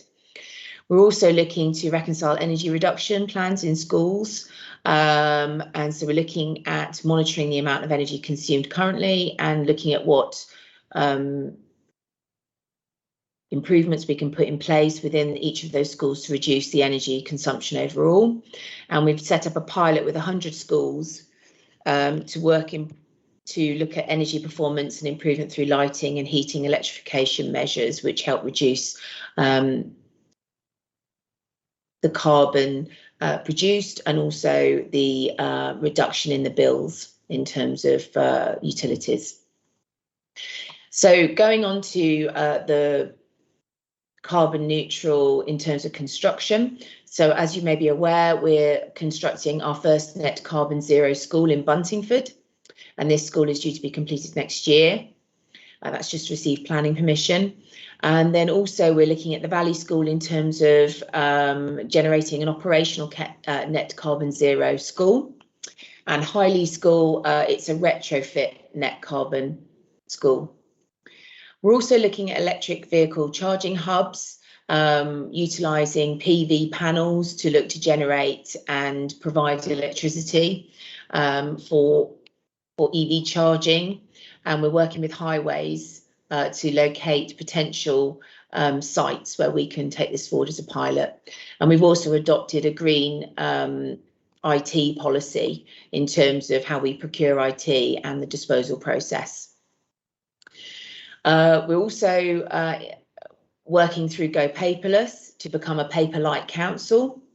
And as part of Go Paperless, we've introduced hybrid mail, and that's an end-to-end digital solution. So it means that posts coming into the council will be digitised and sent electronically to staff members. And then also when they're looking to post out, predominantly it's sent digitally, but if it cannot be, it's then centrally scanned, printed and sorted and sent from a central location to reduce energy and also to streamline our paper processes. In terms of sort of more innovative projects, we're also going through the process of putting together a planning application for our first 22 megawatt solar farm in Hertfordshire.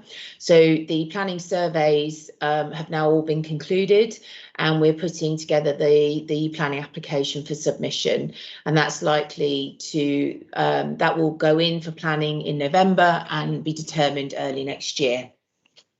We're also developing our own Hertfordshire County Council travel plan for our staff, as we've identified there can be some cost savings around reducing staff mileage and also some environmental savings in terms of a reduction in carbon emissions.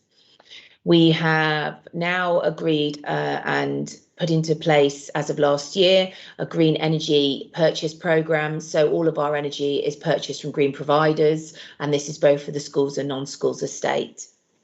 And we're also looking at opportunities for carbon offsetting, and this is utilising our existing estate, predominantly the rural estate, which has the potential to offset about 47,000 tonnes of carbon. In terms of future climate, we're establishing a water baseline because obviously water scarcity is another issue, and we're looking to investigate methods for water reduction in terms of our usage. Building specifications have now been incorporating sustainability requirements. That's part of the development and capital delivery teamwork. And we're also incorporating sustainable aspirations into master developments. So what do I mean by that? In terms of the procurement of a master developer recently for the Baldock site, we ensured that sustainability criteria was part of the ODU requirements for the selection of the successful master developer, and they were scored against their sustainability credentials, both in terms of what they've delivered in the past and their ambitions for Baldock. We've created an energy strategy, which is now live, and we're delivering on the actions related to that. And we've incorporated sustainability ambitions into future ways of working as part of Beyond Today. In terms of waste reduction, this is not the larger waste reduction that environment colleagues are leading on. This is around waste generated across our own office sites. So we're reviewing the current provisions, and we are looking at, we've undertaken an audit of what waste is created on site and how much is recycled. And we now have a consultant on board, and we're looking to have a final report next month, which will provide some actions to take forward to reduce waste on site. Grounds maintenance and management, so we're working with partners to ensure products adhere to environmental policies. We also now have a tree management policy, and we're also working with subcontractors to finalise our biosecurity, wildlife and ecology policy. And part of my role is to work on is to secure sustainable methods in terms of our own landscape management and our grounds maintenance as well. We're also working on plans for the Queen's Canopy initiative in terms of tree planting. In terms of biodiversity, we have a pollinator strategy which has been launched. This has been really well received by the wider sustainability audiences as something quite innovative to Hertfordshire. And also we're in the process of refreshing the Rural Estates Improvement Plan, which will not only focus on potential growth, but it would also focus on areas where we can look at carbon offsetting as well and improving some of our habitats within the rural estate to the benefit of biodiversity and sustainability. We're also developing a strategic asset management plan, and we're using data there to measure energy performance across buildings, which will help us make informed decisions about those buildings going forward. And then in terms of all ambitions, leaders in our own operations, we now have sustainability questions and criteria as part of our procurement process. We also brief consultants on sustainability aspirations for the council and the design principles that we expect for our own developments to ensure that they're looking at the most sustainable options first. And we're introducing green leases for all new tenancies.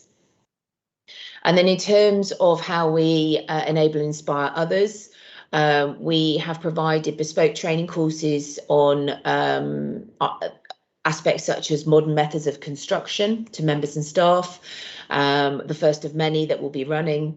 We're also briefing schools and promoting awareness raising with pupils on the work that we're doing around Salix and the PV installations, so that they can see the wider picture of why it's important.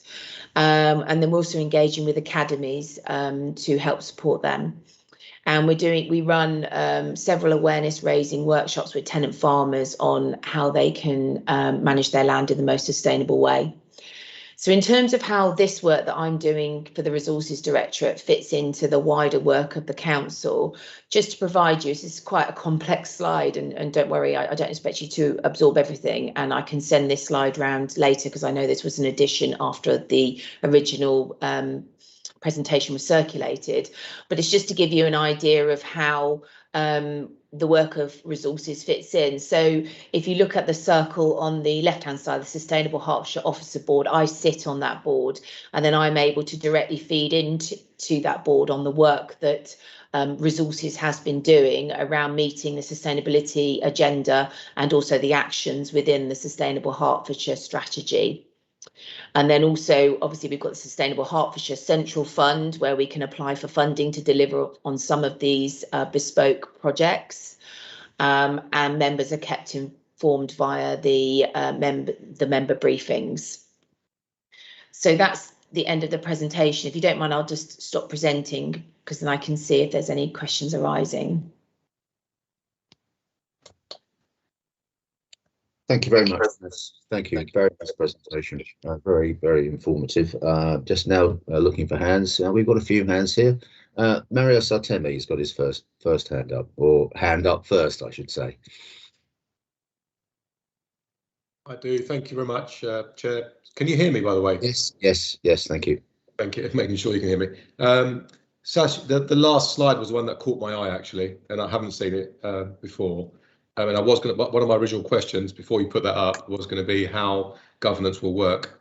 And in particular, you mentioned third parties and trying to influence, I think is the word you used, third party contractors. I guess from my perspective, how would we do more than just influence? How would we govern builds to be sustainable? How would we govern third parties to ensure that they actually adhere to law, really, and our local planning regulations? Quite a big question there, Sass. If you think you can answer it, have a go. Thank you, Councillor. And Chair. So in terms of how we can influence builds, so the work we're doing around Bulldog with the master developer is looking at sustainable communities, and that's not just about the bricks and mortar, if you like. It's about how we create cohesive, sustainable areas of growth where there's less of a reliance on single occupancy vehicle travel, for example. But in terms of the actual bricks and mortar, which being Director of Property is more my area, we're looking at how we might bring forward to members policy around the type of construction that we expect going forward, so we can really influence future construction in terms of net carbon zero, in terms of policies that perhaps other councils have adopted as well in terms of design guides. And we're already doing that in a kind of a softer way from our selection process through procurement and with suppliers, is that we are scoring them against their sustainability performance before we're actually selecting them. So there's quite a range of things we're looking to bring forward to bring all of those elements together for growth and development. Brilliant. And is there a timeline for that? So we're running a workshop for officers, I think it's the next couple of weeks, and then we will start formulating a policy off the back of the workshop. So we're getting 2 guest speakers in, one from LETI, which is the Climate Emergency Design Guide that a lot of councils have adopted, and the other is from another council that has adopted a design guide.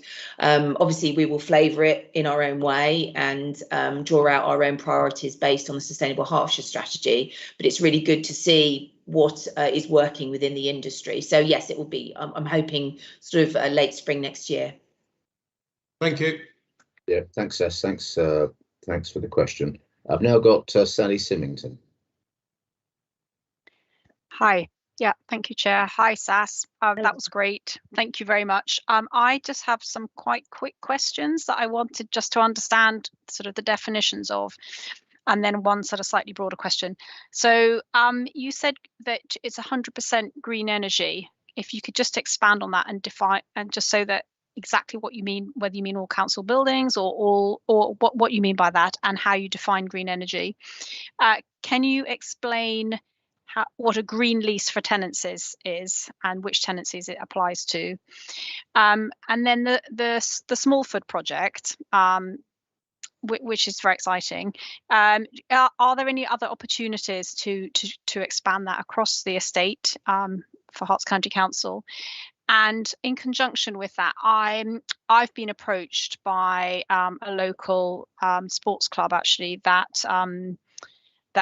has offered and wants to put solar panels on their roof, and basically they've approached our local district council to work with them about reselling into that, which our local councils rejected. But is that something that Herts County Council is also looking at? Is that a possibility, or any route, not specific obviously to mine, I'm just using it as an example. Are you working with anyone in that respect?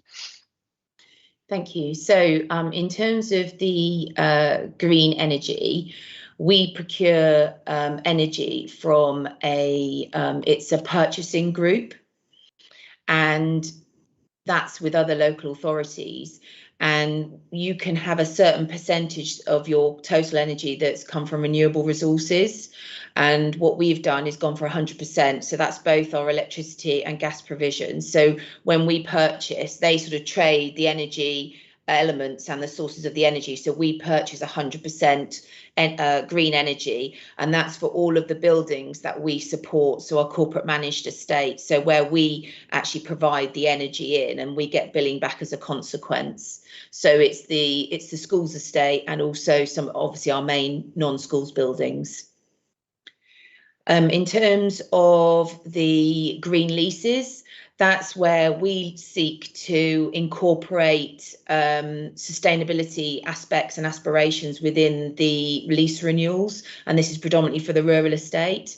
So we might specify that they have to, for example, direct drill, which is a technique in farming that actually produces land that can sequester more carbon, as opposed to tilling the soil. So there might be things like that we want to discuss with the farmers and say, look, okay, yeah, for agricultural purposes, that's fine, but we'd like you to be less reliant upon these pesticides and fertilizers, look at direct drilling because it can double the amount of carbon that's sequestered. So it's all those sorts of things that we'll be looking at in terms of the green leases.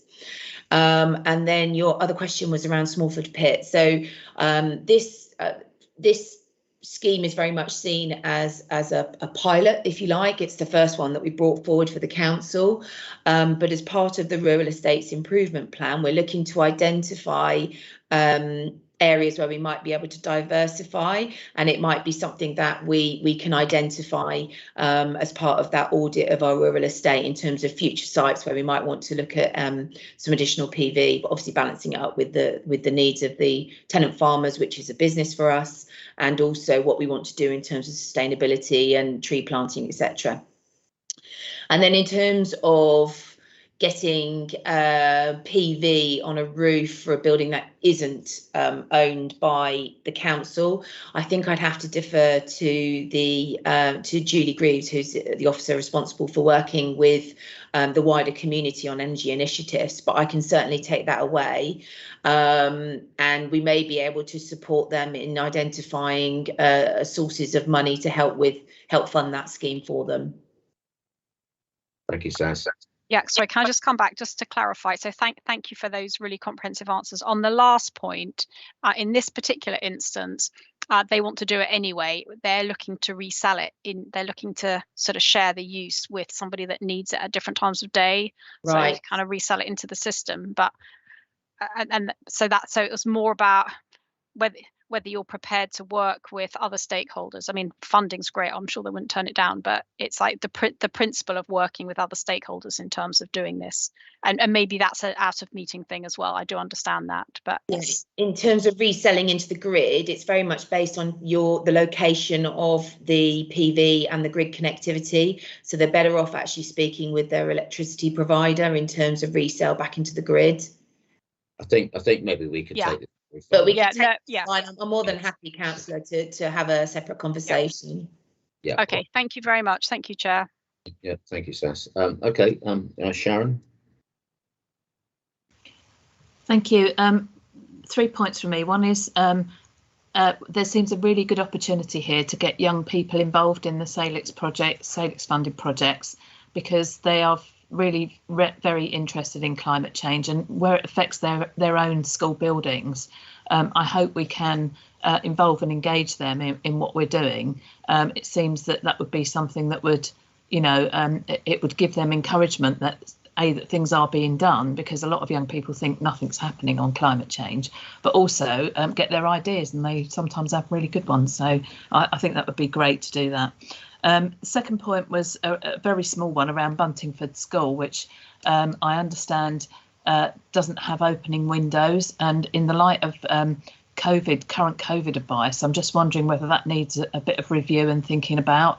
I know that it's perfectly possible to build a building because we've got many tall commercial buildings where windows don't open, but in the light of a school building that's new being built currently, where we now know that, I mean, I doubt if COVID will be the last pandemic, can we just have another look at that and make sure that's exactly where we need to go with it?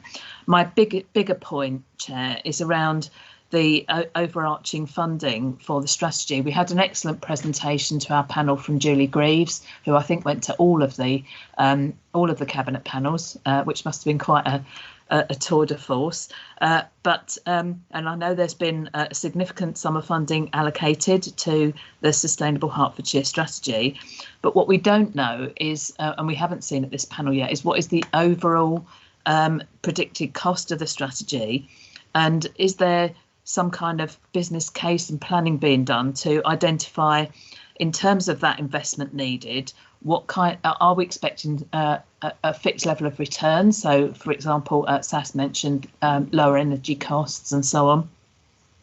What is already funded? What still needs funding, and so on? I haven't seen that kind of financial information around the Sustainable Hertfordshire strategy, and certainly not of this bit of it. So is it proposed that will come forward at some point in the future? Thank you, Sharon. Sass, if I may perhaps I could comment on Sharon's last point, and then you can come back and respond as you choose. Obviously, sustainability involves expenditure, so the question you raise is perfectly legitimate. I think the sense, and Stephen Pillsworth has come onto the screen, and maybe he'll comment in a minute as well, but I think the sense is that, as we go forward, sustainability will not so much be a separate budget item, it'll be an ingrained issue that applies to everything that the County Council does, and will work its way into the IP in that manner. And in fact, actually, although I know you put your question to Sass, since Stephen has come onto the screen, I wonder, Stephen, if you'd just like to comment on that right now, and then we'll come back to Sass. Yeah, certainly happy to. You're entirely right with your comment, Chair, around the fact we need to make sure anything that's coming through our IP process has a sustainability wrapper around it. So if it is new buildings, actually what would it take to make them zero carbon? Of course, that then presents the challenge around how we fund that. And you may recall right back at the start of this meeting when we were looking at the monitor and we were talking about the 2 new special schools. And actually one of the early issues we have is the cost of making those carbon neutral. So certainly there's a lot of work underway now, including people like Sass and her team, Julie Greaves and their team, around actually what is the cost of delivering net zero and some of those trajectories, and also how do you develop some of the business cases around it. Just for example, we know at the moment at a very high level, biggest element of our emissions comes from our schools estate. But actually, when you've got over 300 maintained schools, to go through all of those and actually make them carbon neutral is really quite expensive. Yes, it would certainly reduce the energy costs in those schools, but at the moment, not necessarily at a level that would then pay for the work. So how can we phase that through in the coming years to make sure we can get maximum coverage around that and hopefully sort of minimise the bill of doing so? But it's a huge challenge for councils, undoubtedly. And again, something else I mentioned earlier in the meeting was our submission to the spending review, and sustainability was one of the major issues we flagged. Councils can't really be left to try and balance all those other demands we face and then free up some money for sustainability. Councils are really well placed to really move this agenda forward. Actually, if we can get some funding from government, we can really pump prime that. And again, you sort of saw the example from Sass, the great work her team did to secure that Salix money. That's made a massive difference in how quickly we can roll out some of those activities that will have a really big impact, reducing our carbon footprint. Thank you very much, Stephen. Sass, I don't know if you want to round up with some comments there, keeping in mind Sharon's questions. Thank you, Chair. I'll address just the two other questions, if I may. So the first was around the promotion and awareness raising for pupils. So as part of the environmental improvements of those schools in the project, we're working with educational colleagues on how we promote that with the school in terms of how they can promote to the children and use it as an educational piece. Looking at the PV, looking at why it's important to have the cavity wall insulation, looking at the way the boilers work and things like that, so they can get that awareness of the environmental benefits. In terms of Buntingford First School, the windows do open. So Buntingford has been designed as a naturally ventilated building. So it's using passive house cascade ventilation systems during the day. So what this means is the system pushes fresh air around the building, which negates the need to open windows, but they do open if you want to open them manually. The windows open automatically at night, a very small fraction, and this is to purge the building and allow natural cooling, so you don't need mechanical ventilation.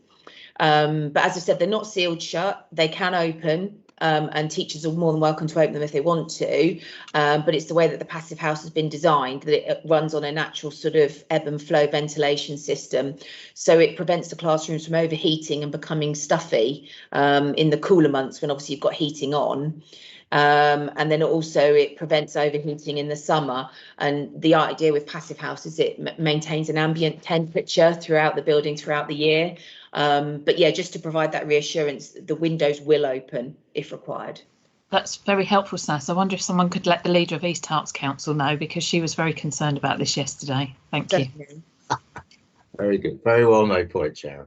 OK, thank you very much for that, Sass. Now we're coming towards the end of the meeting, but we've got Ken Crofton, who on this occasion will close the batting. That's nice. Chairman, thanks. Sass, there's two minor points I just want to ask you, please. You're working with developers to try and get the best outcomes for what we're trying to achieve. Does that include Hearts Living, or do they, or are they way ahead of us? Are they leading the plan to be as green as possible and as CO2 free as possible, like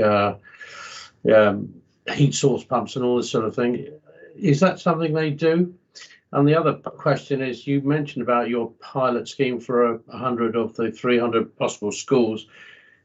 How is that actually done? Is it left to the teachers or the head to activate this study, this research, or do you send a team of people in there to work with them and support them. Thank you, Councillor. So in terms of the 100 schools, we managed to secure some funding for 2 energy officers to work directly with schools. So they are the individuals that go out and reach out to the schools in the first instance, and then they go and meet with the school and look at the suitability of the school to have some of the measures installed, and also, you know, whether the school has capacity to support the programme. And so, yeah, we've had that sort of ongoing relationship with the schools for some time in terms of looking at how we can improve the environmental credentials going forward. So yeah, they've got direct support from the team. And then in terms of Hearts Living has a sustainability policy in terms of its own operations. But one thing that I am working with them on at the moment is to look at where we might want to pilot something a bit more innovative in terms of a future development, and look at a net carbon zero development, or look at where opportunities there might be for government funding to showcase and pilot something. Very much like when I worked for Cambridgeshire County Council, I did something similar in Landrove in Cambridgeshire, Cambourne Estate. We looked at just a few houses within a cul-de-sac that we actually created energy efficient and sustainable drainage solutions for, as kind of a pilot showcase, but something that kind of proved the environmental and financial benefits that we could then apply to other sites. So yeah, they're very keen to look to explore something, and that's something that we're actively working on now to identify a site. Hearts Living is supposed to be an exemplar development, flagshipping our new credentials. So yeah, everything you can do to make it happen would be great. Thank you very much. Thank you, Ken. Thank you, Sass. So we've got no more hands, and it's getting to that time. So just a little wrap up from me. Sass, firstly, thank you to you and all other officers for the work you're doing in this context. Albeit you've had the thanks before, but absolutely another big congratulations for the Salix success. £26 million is a lot of money, so very, very well done for that. I think it's also possibly worth making the point that some of these things that you've just picked out today have been underway for some little time, maybe a couple of years, 2.5 years maybe. You know, I've got in mind Smallford Pit there, don't you, which I'm personally very, very keen on. But we understand that, and we understand that the pandemic has got in the way a little bit. But there is a flip side to that, which is that some of these projects are not just, dare I use the expression, flick of the switch projects. They do take some time to start and develop and reach a conclusion. And I think we can all feel that we've got commitment here and we're moving in the right direction.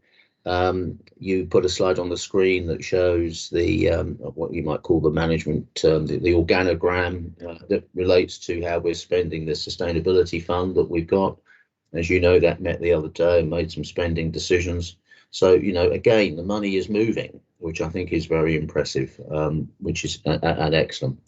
So with those comments, I'm going to now ask the panel to vote on the recommendation before us, which is very simple. The recommendation is that the panel is asked to note the presentation.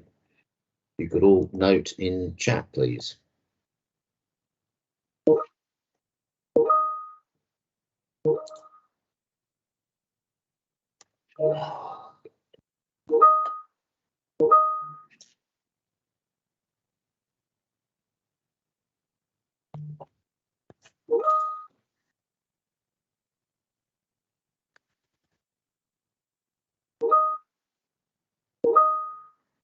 Yep, we're there. Thank you very much, Elaine. So that was the final item. Thank you very much indeed for a very good meeting, everybody. Very good contributions from everyone, members and officers alike. That's excellent. And I know you've all got it in your diaries. It's a red hot date, but the next meeting of this panel is the 1st of December. So we'll look forward to seeing you all then. Thank you very much indeed. And thank you to members of the public who've watched us. We appreciate that a lot as well. Thank you. Bye-bye. Well, Chair. Goodbye. Thank you very much, Chairman. Thank you.